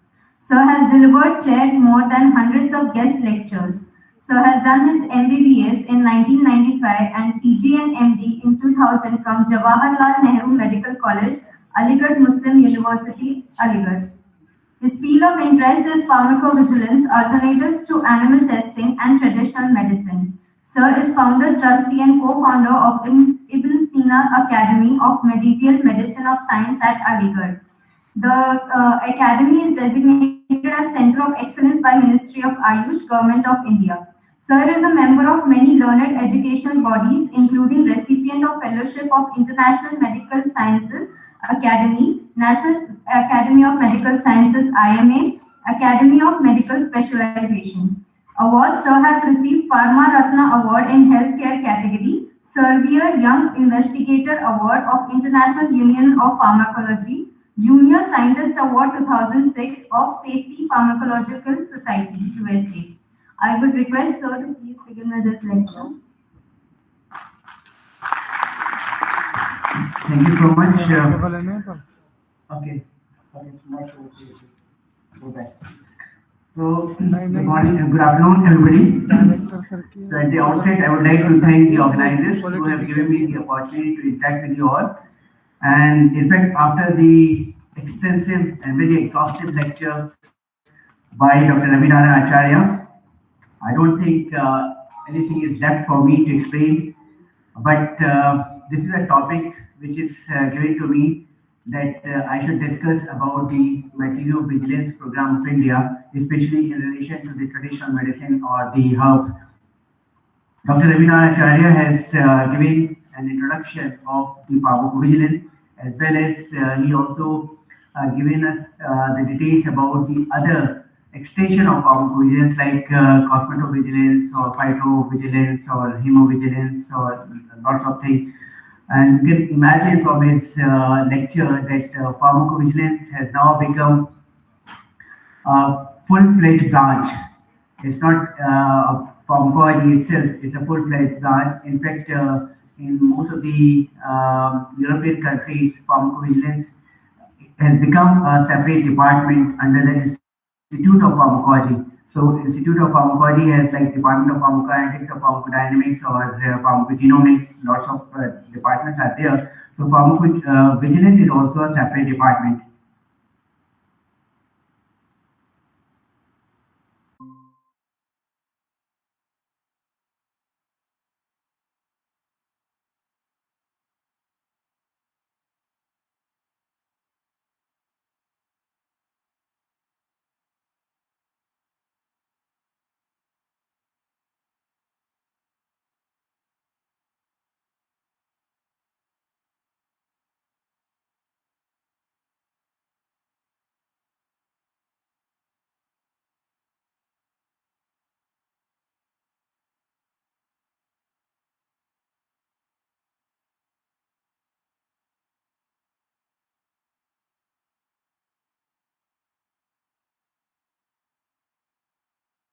Before the good quality of the prosthesis, like for example, if we have a prosthesis, for example, in the knees for the knee surgery or the hip and joint surgery, so prosthesis because of poor quality, it releases some metals. आपने निकल के अगर वो process use किया या कोई और पोर quality तो निकल जो है धीरे धीरे रिलीज हो रहा है coming in contact with the tissue और फिर पता चला कि प्रोसेसेस के लगाने के 1-1.5 साल के बाद ब्लड में जो है निकल की अमाउंट बहुत ज्यादा मिल गई something like this so and then when we reported this then they realized and improved the condition of these prostheses.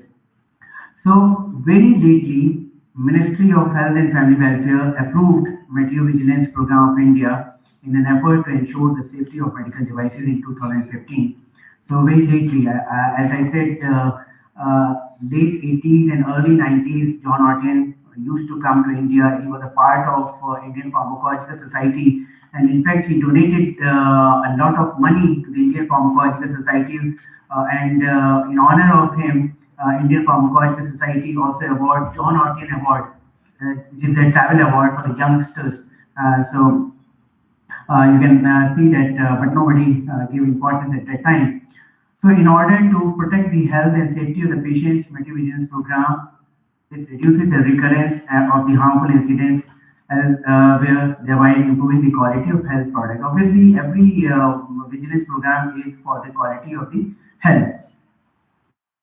So when this Ministry of Health and Family Welfare started Vigilance Program, they asked Indian Pharmacopoeia Commission to be a national coordination center, like the modern pharmacovigilance for the human pharmacovigilance program. I'm saying human pharmacovigilance program because human pharmacovigilance program is basically for the drugs which we give to the human. Otherwise, veterinary pharmacovigilance program is another program for the animal, like Dr. Ravinara Acharya has given an example of the diclofenac. So that comes under the veterinary pharmacovigilance. So, as I said in the beginning, there are many sub branches of the pharmacovigilance. Human pharmacovigilance, veterinary pharmacovigilance is another thing. So, like he said, the Organised of Ayurveda is the national coordination for the pharmacovigilance program of ASU. Likewise, for Vigilance Program of India, the Indian Pharmacopoeia Commission is the coordination center. So they are now regulating and making some draft for the Vigilance Program, and these are for the utilization for intended purpose. that should not compromise the patient's health. And all these instruments are made for the human application, treatment, and diagnosis. So they all should be safe. So this material includes all the medical devices which you can think that this could be a part of the material vigilance. So apparatus, material, even materials which are used for dressings and gloves and apron, all these things, whichever is used for the medical health aspect.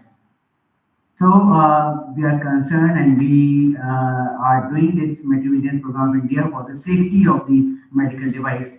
So all the manufacturers who are responsible for making these medical devices, they are responsible, and it is also written in the material vigilance program of India mandate that manufacturers are responsible for developing new devices, and they should take adequate precautionary measures to prevent the hazards. And there is a way how to improve and how to give the feedback to the manufacturers how to take the precautionary measures. So these manufacturers are responsible to identify the hazards related to the use of the devices, and they are also responsible to estimate and assess the related risk, controlling the identified risk, evaluating residual risk acceptable. Every device has some residual risk. Okay, so they need to evaluate the residual risk and try to reach that residual risk up to the acceptable limit. And then regularly monitoring and reviewing new data with regard to the medical devices as well as the residual risk. Innovating new techniques and methods for risk minimization as far as possible to minimize the risk which is there. So if we see the definition of this medical device alerts or the risk, then International Standard of Organization, it says that probability of occurrence of harm with any medical devices and combined with the severity of that harm. So now there is an improvement, and severity of the harm with the medical devices are graded. That is, we'll discuss how the risk is graded. Again, as in the Pharmacovigilance Program of India, the risk and all the areas are classified. So risk management is very essential. So why it is essential? It is something like risk analysis. We always do analysis of the risk with the medical devices. It's a regulatory requirement now after the Medical Vigilance Program of India. So it ensures that all medical devices are safe and effective, and it needs to convey to the consumers also that the medical devices which you are using is basically safe and effective. Otherwise, there is some dilemma among the consumers whether we should use the medical devices or not. And it also helps save the unnecessary cost associated with the cost. जब कोई medical जैसे drugs withdrawal होती हैं, इसी तरह से drug withdrawal के अलावा जो है मेडिकल डिवाइसेस को भी हम लोग रिकॉल करते हैं या उनके in fact Indian pharmacopoeia commission has asked so many manufacturers to recall or to withdraw that instrument, especially the batches of that particular medical devices. So if we do the risk management, then it will definitely help to save unnecessary cost when there is a recall of that particular instrument. So we should make instrument and design failure should be detected at earlier inception phase. So there is a way of assess the failure, and we can also expect that that medical device may cause harm. So it's better if at the time of manufacturing, if we see or try to detect at earlier inception phase. Simplify the end-to-end operations. How to handle it should be very simple. So risk analysis must be included in regulatory submissions, especially to the coordinators, and all these medical devices should be looked with the feedback from the consumers, and both backward and forward feedback. And it's also ethical to do the risk management in relation to the medical devices. And this risk management is also responsible to prevent the unsafe devices from entering the market. Especially you're seeing during the COVID-19, so many devices came into the market, especially to detect the oxygen concentration.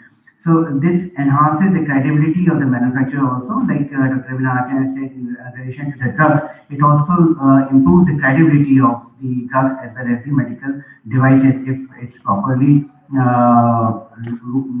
managed. So if you can see from this diagram how the risk management is identified. So first we identify all hazards, and then for each hazard, for each component of the medical devices should be assessed.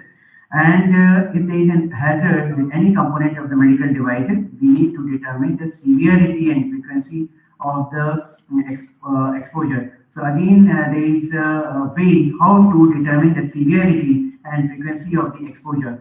Then after we see that there is that particular medical device may pose any harm, then we assign the risk level. And if this risk level is unacceptable, then we try to improve that medical device. This is the mitigation. And then we do the severity, and this is the cycle how to improve the medical devices. So medical devices, as per the times, they need to be reported.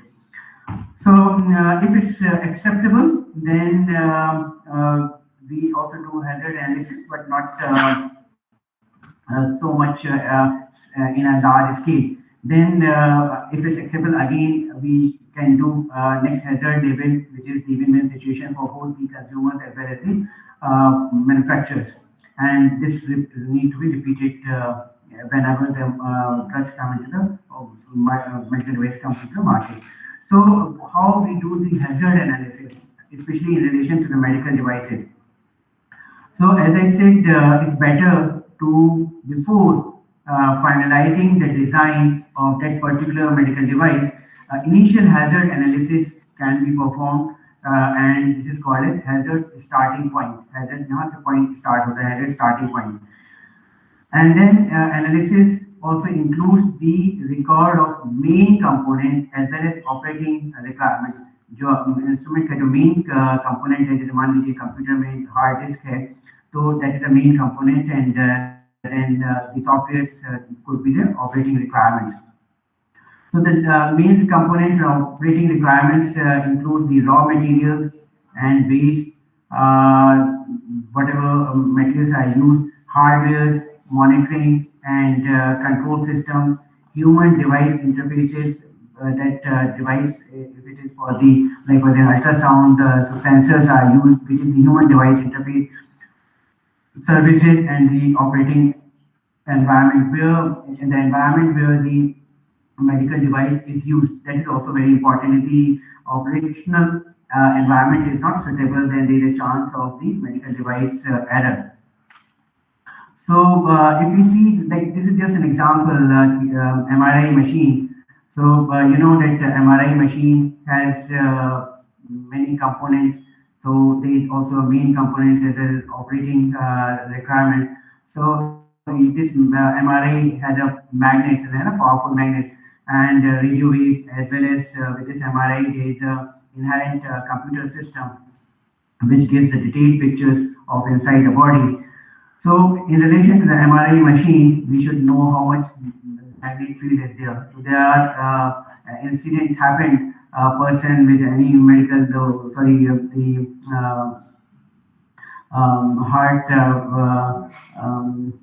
these metallic devices are used, and if the same patient undergo for the MRI, so that also because the magnetic power, it leads to death, and also voltage, and sometimes for each frame we need to have the proper wavelength, so frames per second. So if anything not followed properly, then there is a chance of the MRI machine hazards. So it could be happen at the operator level, at the consumer level.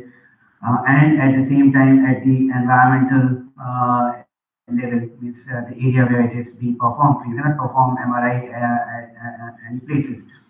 So these are the potential hazards, toxicity, flammability, even आग लग जाती है कभी-कभी बहुत से instruments में, reactivity of raw materials and waste, जो materials use कर रहे हैं, that can also be an immunogenic like activity, and sensitivity to the environmental factors such as temperature and humidity.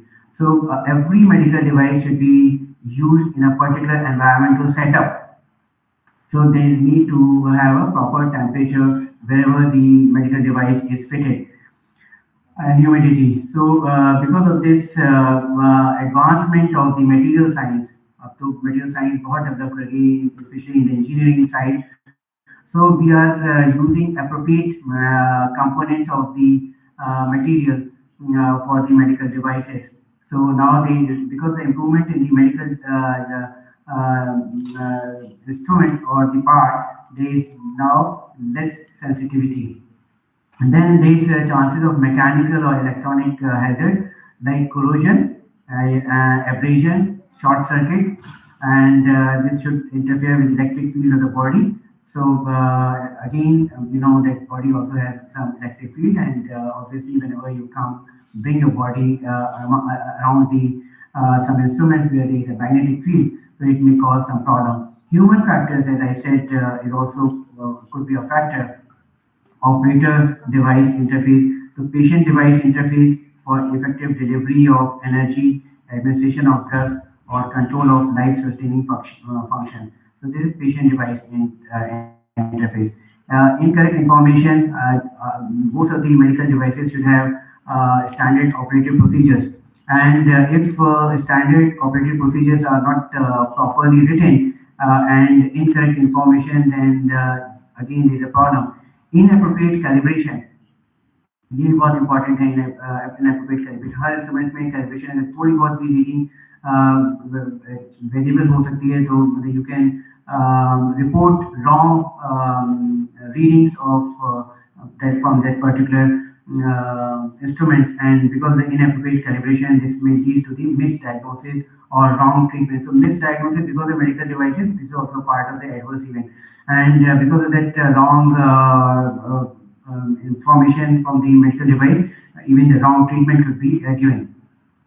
So another example like MRI, chemotherapy is given in most of the radiotherapy department, and sometimes infusion pumps are used to infuse drugs, and gradually slowly drugs are delivered to the body through the venous system, and because these anti-cancer drugs are very toxic, so it needs to be delivered very smoothly. So there is chance that infusion pump is not properly working, and overdose may be there, and because of this overdoses, you can imagine what could happen. Even sometimes electric shock and overdose of radiation. So like ibuprofen is used, and so these radiation may affect the patient. And you might have heard that skin burn, ज़्यादा जो है radiotherapy rays दे दी गई तो पूरी skin, especially axilla side में आपने देखा होगा कि बहुत सारे patients में problem, क्योंकि lymph nodes के point of view से हम लोग we give radiotherapy, and sometimes death of the patient because of the exposure of the radiation. Nowadays, computer controlled radiation therapy machines are coming, and which is basically controlling the overdose of the radiation. But such type of incidents goes unreported. Like you've seen that burn of the children because of short circuit in the incubator. So that also goes unreported. Likewise, many patients who are having difficulty after the radiotherapy, they are also not reported. So for the analysis of the medical devices, there is a proper approach for the hazard analysis.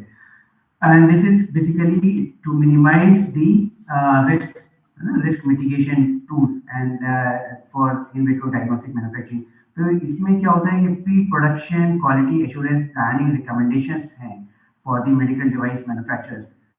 तो जो ISO की जो guidelines हैं उन्होंने clearly mention किया हुआ है कि कोई भी मेडिकल डिवाइस की मैन्युफैक्चरिंग में के लिए you have certain recommendations. So this is pre-production quality assurance planning. So this identifies 3 tools for risk analysis. इस ISO की जो गाइडलाइंस है इसके अकॉर्डिंगली 3 टूल्स हैं. वो 3 टूल्स ये हैं, या तो आप मेडिकल डिवाइस बनने के बाद एडवर्स इवेंट को फॉलो कर रहे हैं, या मेडिकल डिवाइस बनाने से पहले आपने एक्सपेक्ट किया कि ये एडवर्स इफेक्ट हो सकता है. So this is called as top down and or bottom to up. So these 3 risk analysis are basically this is failure mode effect analysis. This is called as failure mode effect analysis. So we expect that this particular medical device may cause harm. Pहले से आपने expect किया failure mode effect analysis. This is failure mode effect and capability analysis. So what is IEC? Any idea what is IEC? This IEC institutional ethics committee कैसे दे देगी आपकी guidelines medical device से related? Institutional ethics committee is for the import export और medical clinical trials के लिए या animal studies के लिए एनिमल कमिटी है. So IEC is international, क्या है? International electrotechnical commission. तो ये जो है मेडिकल डिवाइस जो है वो बेसिकली मेडिको इंजीनियर का सब्जेक्ट है. तो इस हम लोगों का कुछ कम समझ में आता है because all we belong to the medical fraternity. So this is basically, and these all are taught in the biomedical engineering. Sorry, the correct term is biomedical engineering. So it's all part of biomedical engineering. So they do all these, as I said, failure mode effect analysis and failure mode effect capability analysis. So which is given by the जैसे ISO की आपने देखा ISO की definition थी for the medical device, so इसी तरह से IEC की guidelines हैं.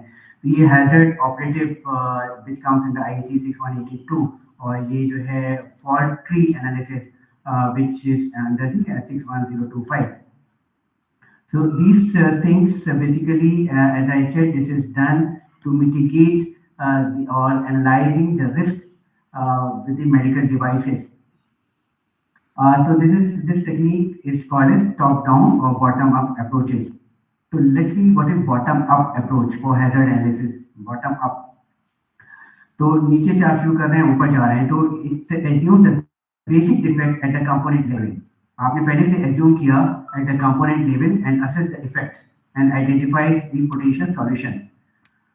Should be conducted at beginning of the design effort and as part of each design. तो जितने भी बायोमेडिकल इंजीनियर्स होते हैं वो पहले से जब कोई उनको आइडिया देता है कि इस पर्टिकुलर डायग्नोसिस के लिए आपको मेडिकल डिवाइस बनाना है, तो उस वहीं से वो स्टार्ट करते हैं कि उस मेडिकल डिवाइस बनाने में ये कंपोनेंट्स यूज होंगे.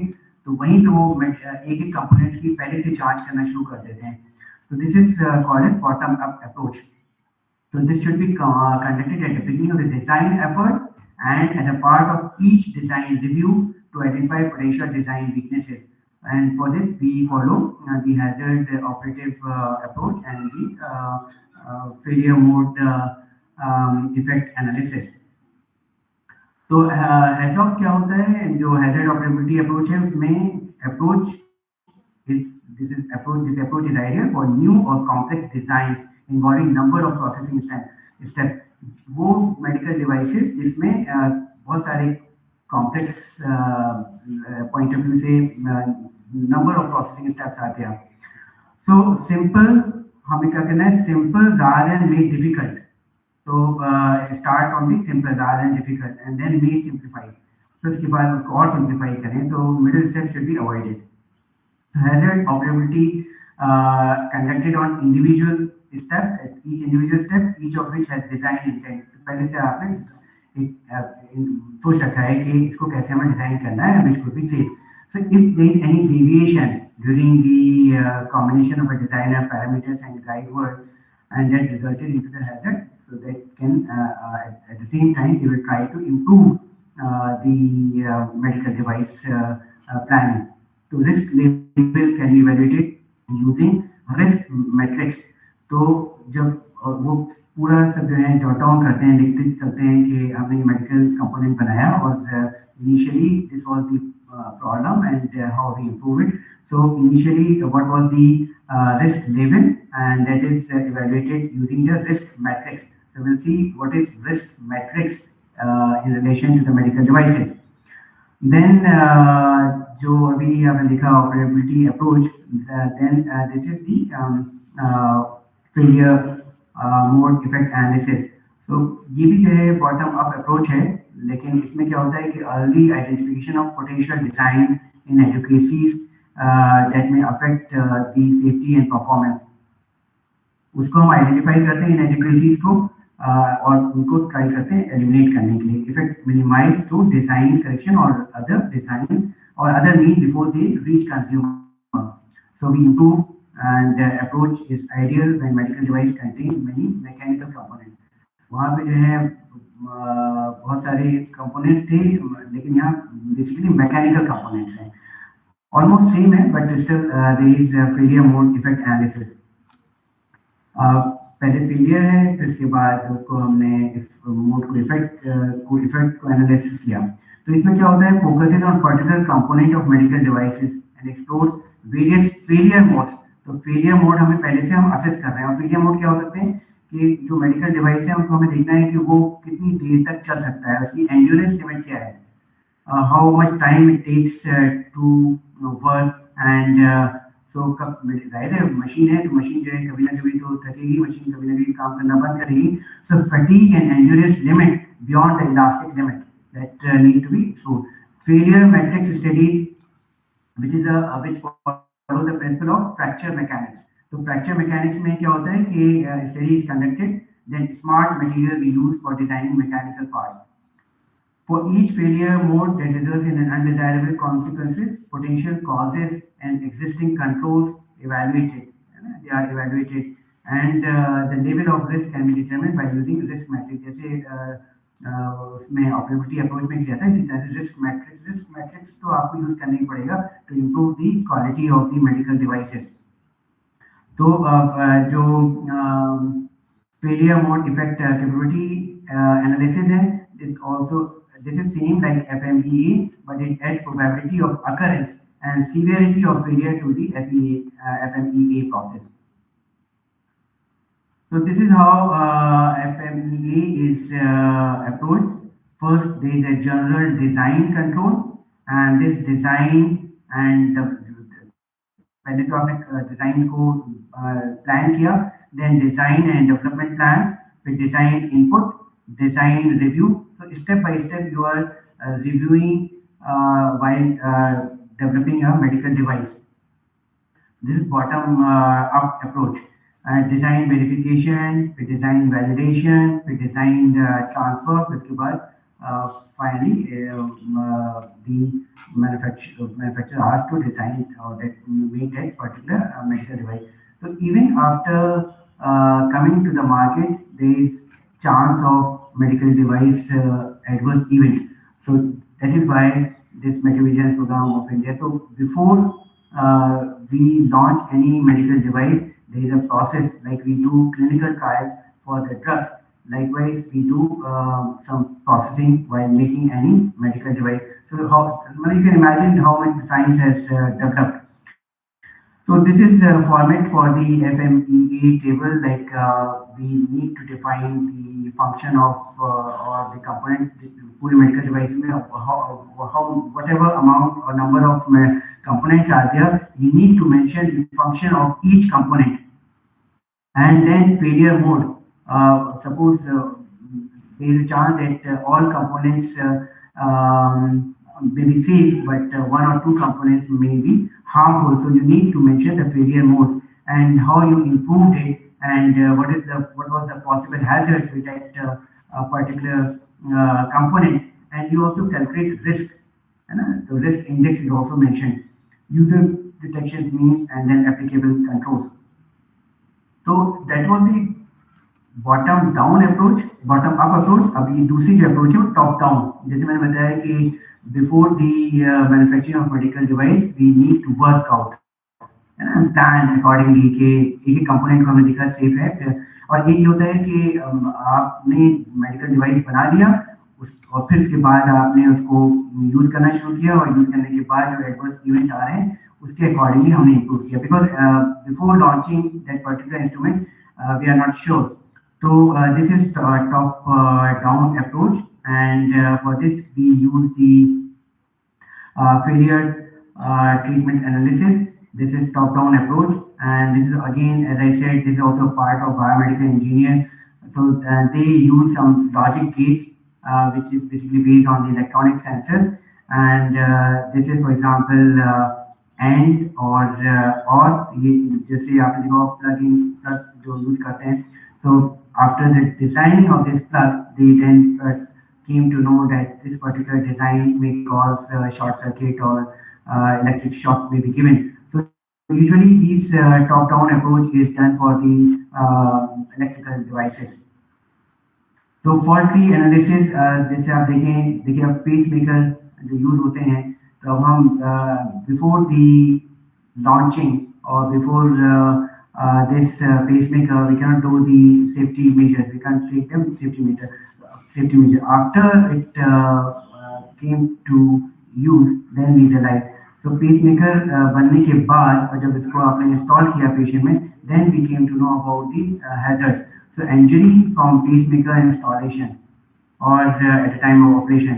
So this installation of the pacemaker in a patient give rise to injury, may give rise to injury, and this injury may be at the level of operator or at the level of patient. So operator level में क्या possibility है? Device contamination with biohazard. तो जो जहाँ पे उसने use किया pacemakers को, तो that was not the appropriate place, and even the operator didn't use any proper guideline for the safe and the contamination free. Operator not wearing gloves, so that is also may pose harm, or the pacemaker may not be able. Patient point of view में mechanical failure of the pacemaker or electrical failure of the pacemaker. So these adverse effects, if comes, then they improve the pacemakers. So this is how all medical devices are classified as per the severity of harm. So like we do the severity and seriousness of the area. Likewise, we also note the harmful effect of the medical devices as per the severity. Severity could be negligible, minor, serious, critical, or catastrophic. So if it is even the medical device posing minor harm, then or it's very frequently, this harm is happening very frequently, then it is unacceptable. Okay, unacceptable. So FDA may ask you to stop using that particular device, so it's unacceptable.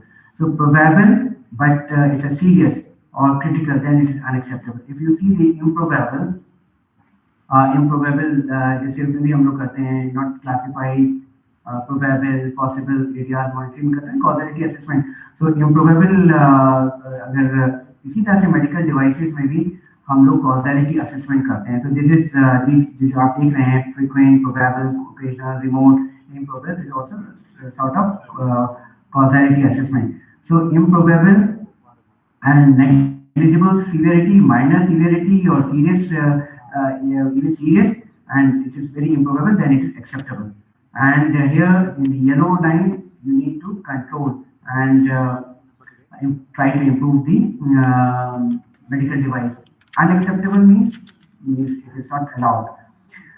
So this is how the risk index is calculated, as I said, with both FMEA or the operative classification. तो अब आप यहाँ देखें कि this is also given, and even the Govt of India has approved this risk index table in the Medical Vigilance Program of India. So like for example, severity 1, severity 2, severity 3, severity 4. Severity 4 is negligible.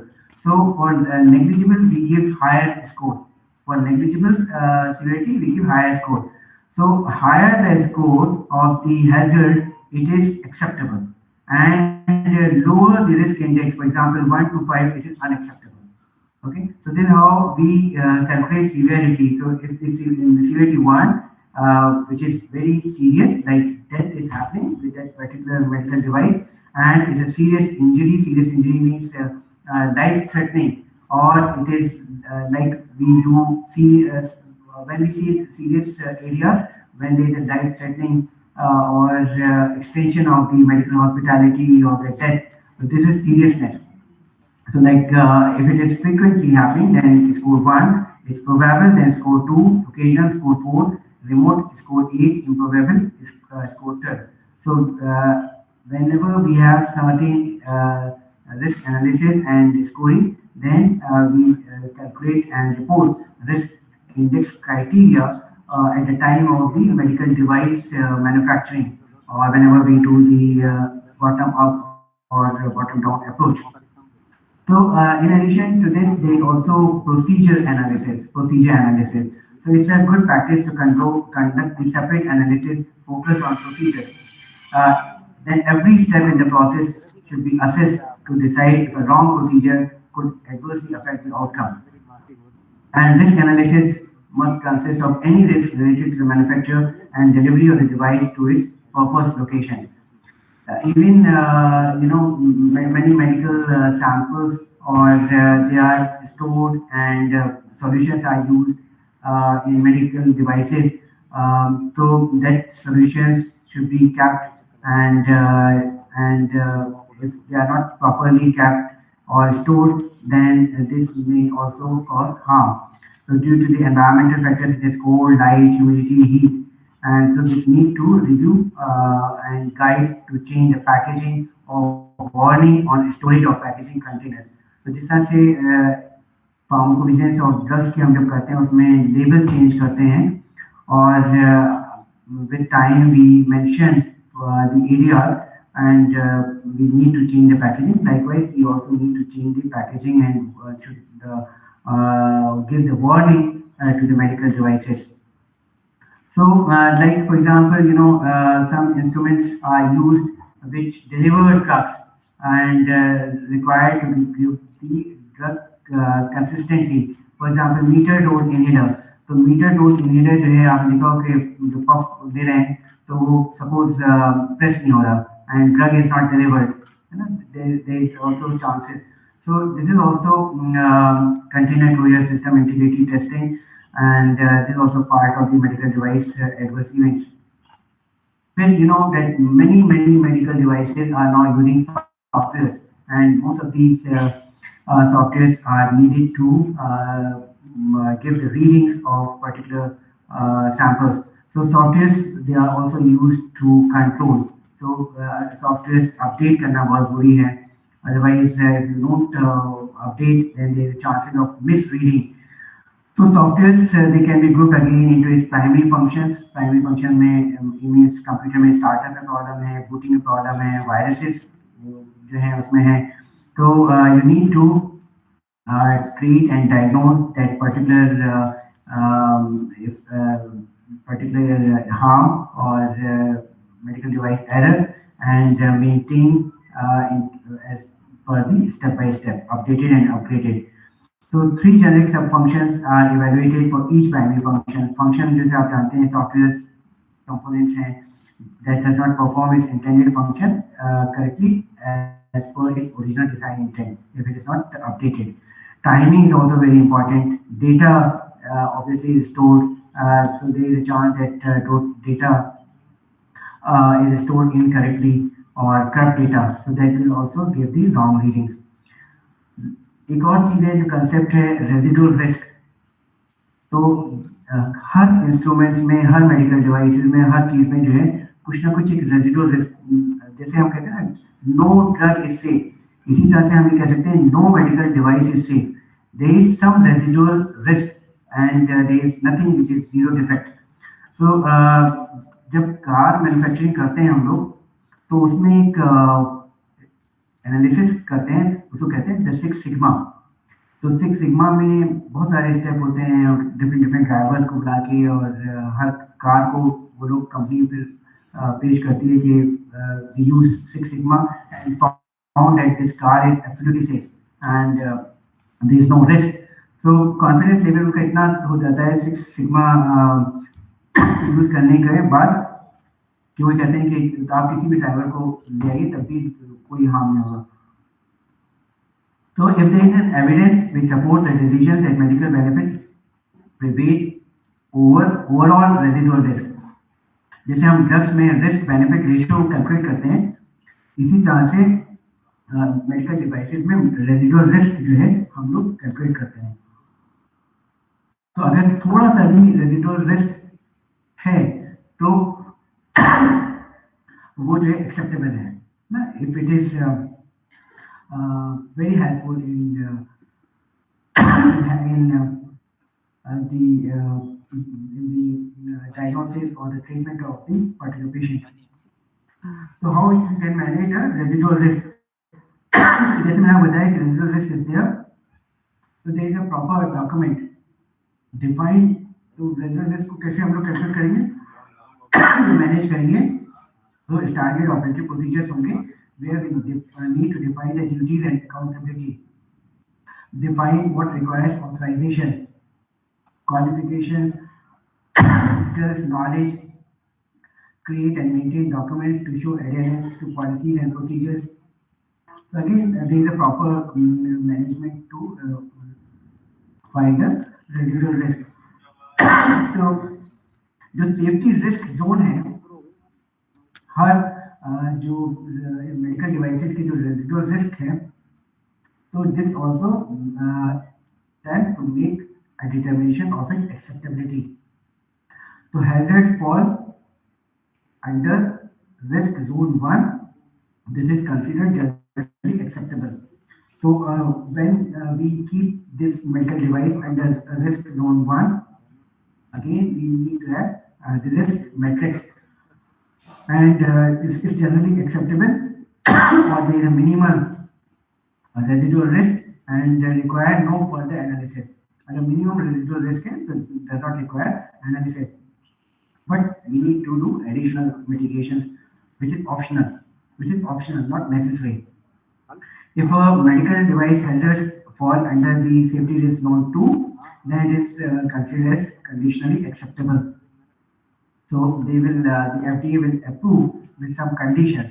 So it requires analysis and mitigation, considered acceptable only when adequate mitigation identified.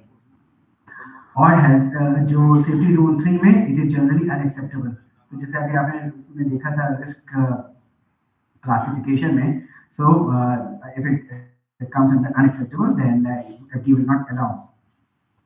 So this is how increasing probability of occurrence of harm is risk zone 3 generally unacceptable, risk zone 2 conditionally acceptable, and risk zone 1 generally acceptable risk. So this is how the increasing severity of the harm. Risk management. Now you have seen that how the approach is followed, maybe bottom up or top to bottom. So we need to control the risk, which is the risk reduction options and implementation of that medical device. We need to find the residual risk, and risk benefit analysis also be done. And as I said, if benefit is more, then it is acceptable. Then verification and validation for every step. Her step में आपको verify करना है, validate करना है जो भी आपने mitigation steps लिए थे. So risk management file is also maintained, and risk management tools, as you see, the fault tree analysis and this failure mode effect capability analysis, risk analysis and evaluation, and this is a part of risk management plan. Then risk control and monitoring tasks, we have already seen there is a life cycle of each medical device, and at every stage there is a need of the risk mitigation and improvement. There is a scope and space for the improvement. So we all follow the ISO guidelines for minimizing the risk, and this is a part of quality management system. And risk mitigation is obviously done at every step, and safety risk control measures is done to minimize the probability and severity of the resulting harm. And these are the measures to be taken about the situation to prevent or remove failure causes. Identify or discover the failure at the earliest inception phase, and also minimize the impact of failure. Then comes the class, or the medical devices are grouped under the class A, class B, class C, class D. तो ये जो medical vigilance program of India है, already they have classified all the medical devices. Class A is low risk, जैसे बैंडेड है या gloves हैं, so they comes under the low risk. फिर class B low moderate risk, suppose syringes हैं. Moderate high risk, कोई invasive procedures आप follow कर रहे हैं किसी में. Class B high risk, like pacemakers and these things. The medical devices which you have prostheses, so high risk. These categories include surgical as well as several pharmaceutical materials, including the medical devices. So these are the classes, and all medical devices are classed low risk and low moderate risk. So remember, this is also given by under the Medical Vigilance Code of India. So now we can discuss a little bit about the, because here we all are the students of the traditional medicine, especially in relation to the Ayurveda. Medical Vigilance Code of India is already launched by the Govt of India, and IPC is looking after this program. But if you see that in the guidelines, there is no mentioning of anything related to the Ayurveda, especially the medical vigilance systematically in comparison to the medical vigilance program of the Medical Vigilance Code of India. तो ये आप भी सब जानते हैं कि आयुर्वेदा में other than the surgical devices are used for body purification procedures. अभी जो body purification procedures हैं वो modern medicine में तो नहीं है, तो these medical devices are not mentioned in any class A or class B, class C.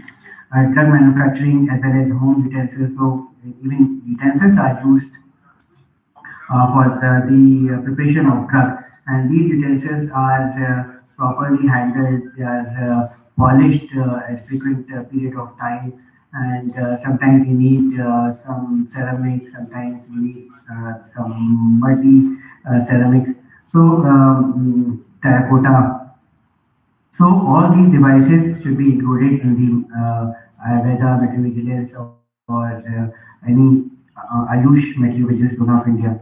And there is also a need to categorize all the medical devices comparative to the medical vigilance program of India based on the similarity of the device. So you can also easily incorporate or classify these medical devices as per the Medical Vigilance Code of India. And again, there is two additional categories needed in class A, class B, class C, जैसे पंचकर्मा जो आप जानते हैं, and home usable devices such as mortar and pestle. तो mortar and pestles भी जो हैं वो भी हैं. अभी आपने देखा हो कि doctor Sumer Singh Rajput, Dr. Ghalib, Clive Silvan, or he also included me in one of his paper. So in this paper, they also discussed the medical devices which are used in Ayurveda system of medicine, and as I said, like in which class there is a need to keep these medical devices used in Ayurveda. And in addition to this, there is a proper instruction of the medical devices used in Ayurveda system. For example, device dimension, design. So it is also sometimes devices are not designed as per the instructions. Device quality management and awareness. Then pharmaceutical medical vigilance program or dossier medical devices made of metals. So these points are discussed in this paper in length. So I would request you to please go to this paper, and you will find lots of things in relation to the medical devices, which are used in the Ayurveda system of medicine. Again, long time back, I also tried to write a paper in relation to the Unani medicine, the concept of material vigilance. Especially, I tried to look that in Unani system of medicine, more different mortar and pestles are used. Even in Ayurveda, different stones के बनाए जाते हैं, जैसे ceramic का है, जैसे marble का है, जैसे ब्लैक स्टोन का है। तो इसी तरह से सिमाक एक स्टोन होता है, वो यूज करते हैं।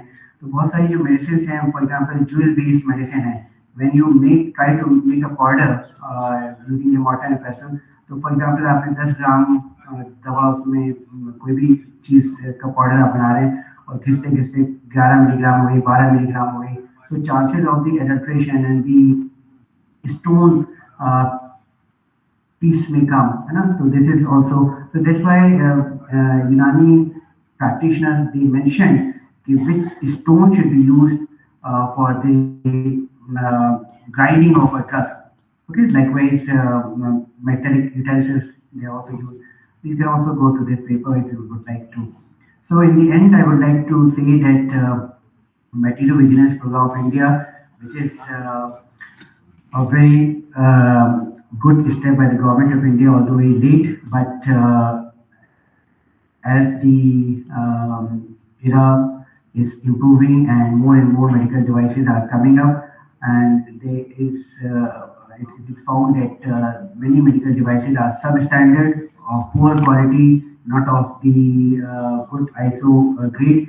So we need to do the risk analysis and mitigation of the hazards which is there with these medical devices. So we need to do FDA or FMEA health of study. So you already seen that FDA is the risk analysis tool, and this is also this is basically top to bottom, and this is FMEA from bottom to up. So all these are risk analysis tools, and we need to analyze all these medical devices which are used for patient. So the key to successful risk management in medical devices is start early, as soon as conceptual designs of medical devices available.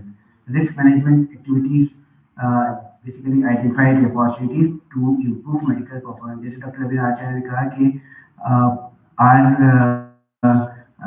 intention is not to ban the medical devices or not to recall medical devices, but to improve the quality of the medical devices.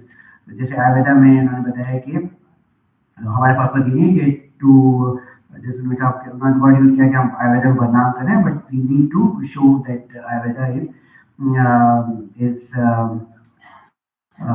is evidence based or harmful or free.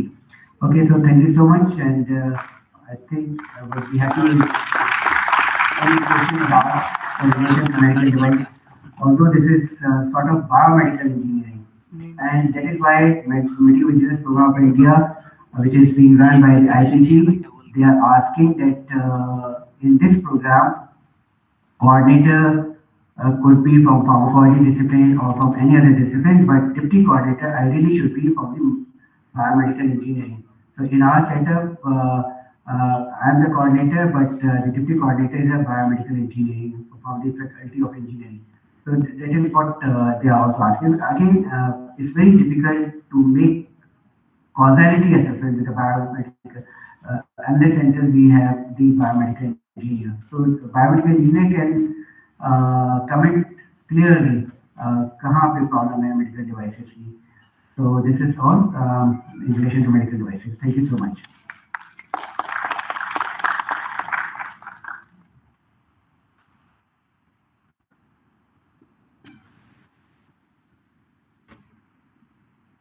So what next? Organizers, Dr. Silito? Sir,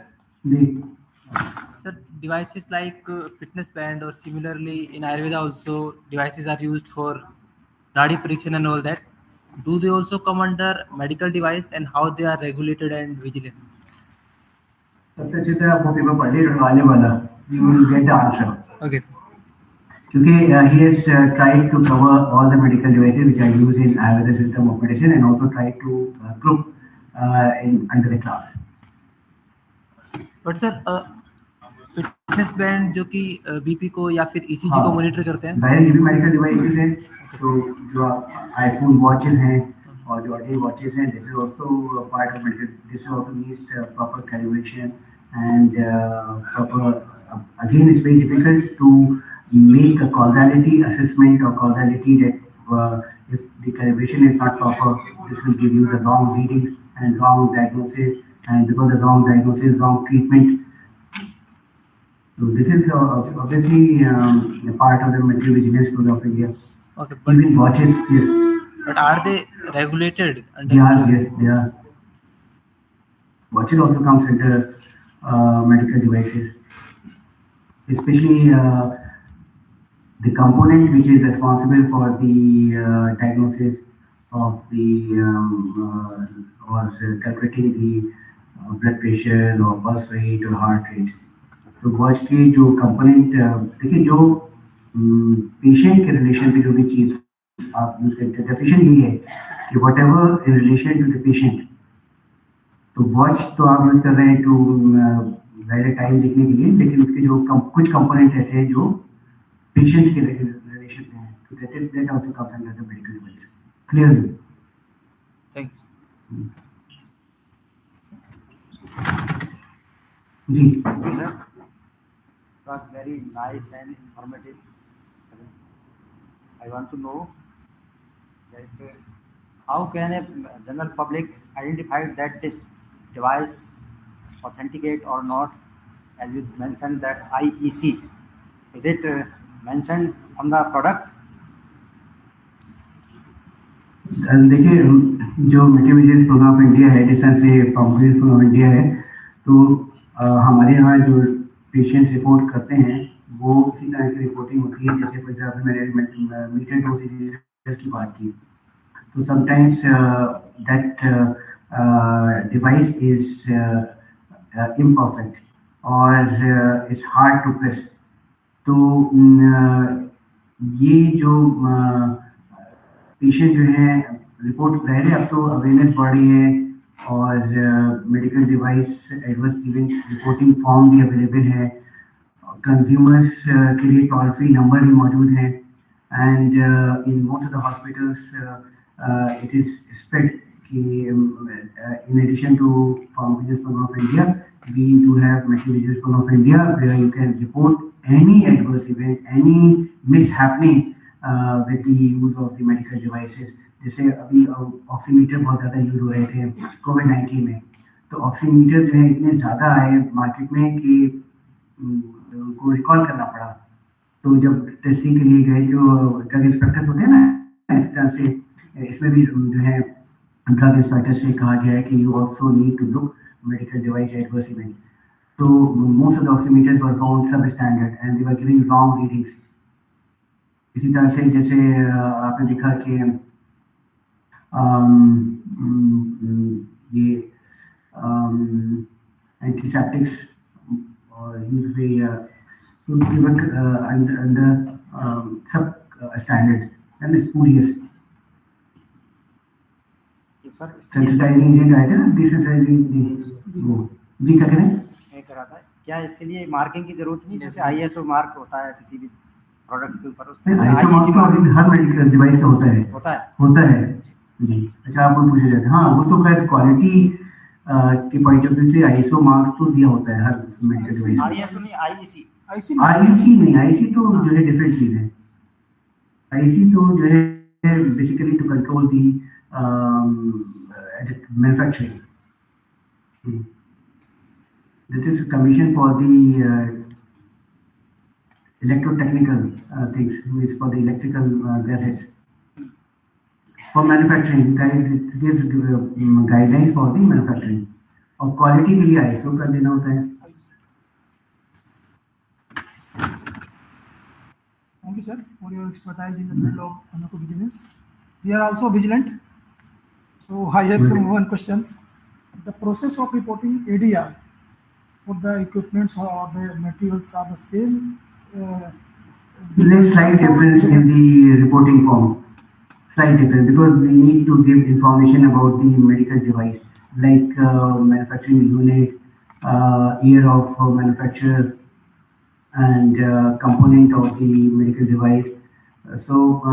These details are not in the pharmacovigilance of India. उसमें drug से related information हम लोग सीख करते हैं.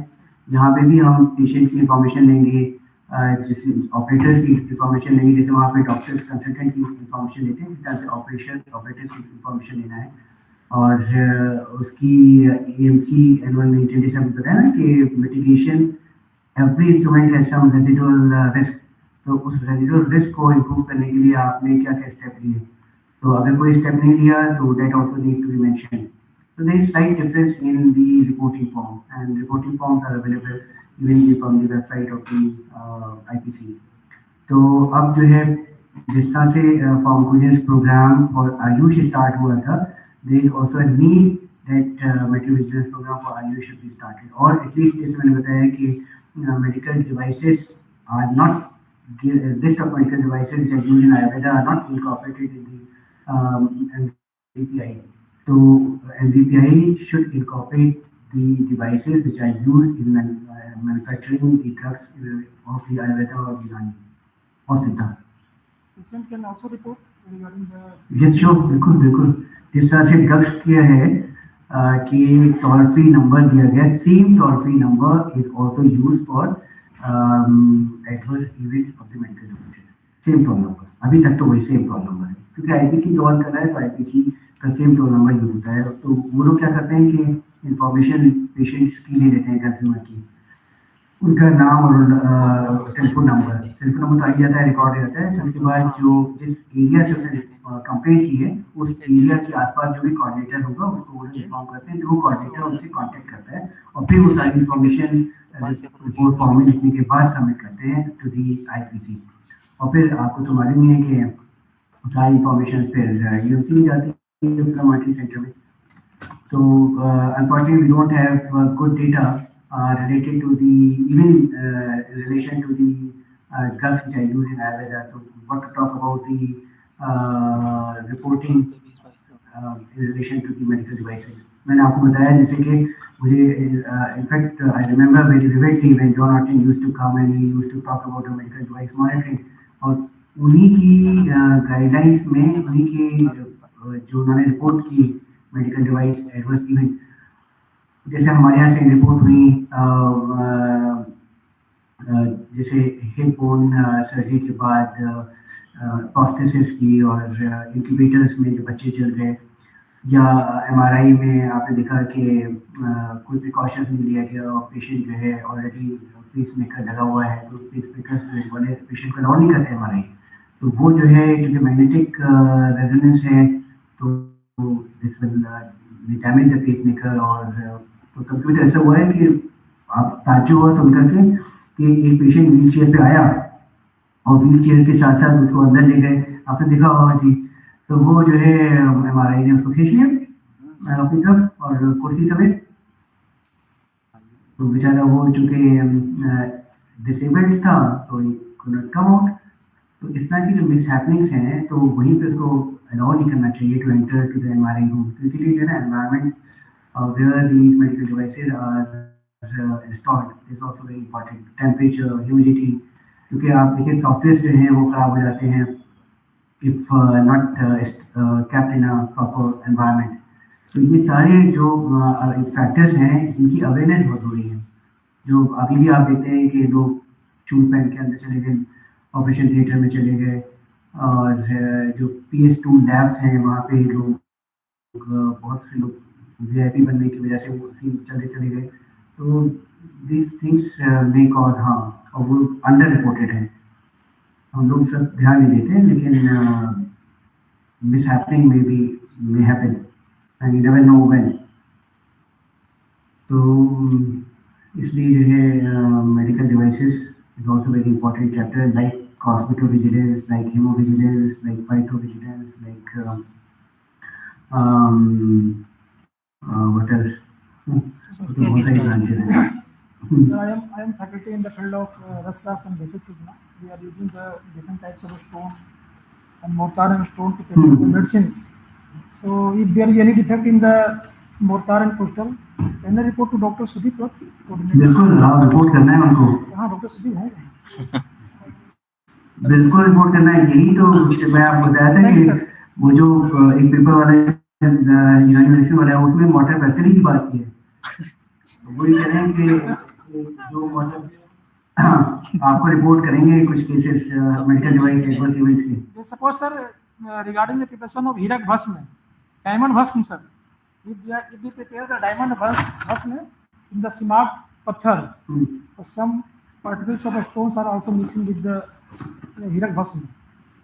अच्छा नहीं, सिमाक use होता है आयुर्वेद में? हाँ होता है सर। अरे वेरी गुड। अच्छा ये मैं नहीं मानता, क्योंकि सिमाक जो है वो comes from the Bihar. अच्छा सिमाक जो है बहुत प्रेशियस स्टोन है।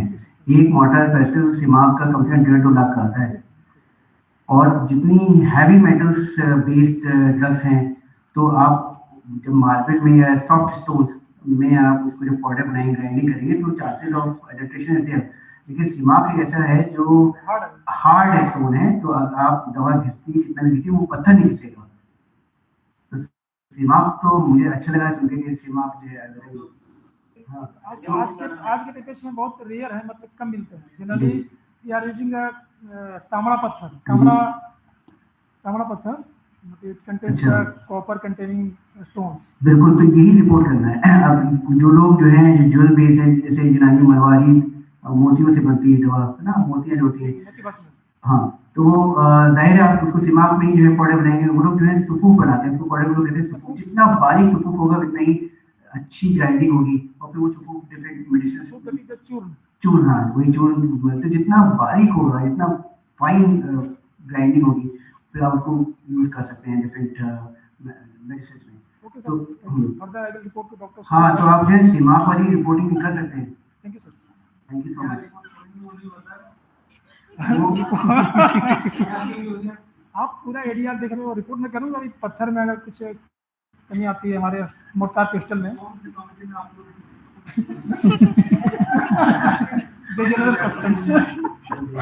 नहीं, अगर आप जो है गलत स्टोन यूज कर रहे हैं तो देखिए, पुराने फिजिशियंस ने ऑलरेडी मेंशन किया हुआ है कि कौन सी दवाएं किस स्टोन में आपको, तो अलग चैप्टर्स हैं, तो प्रोसीजर है मैंने।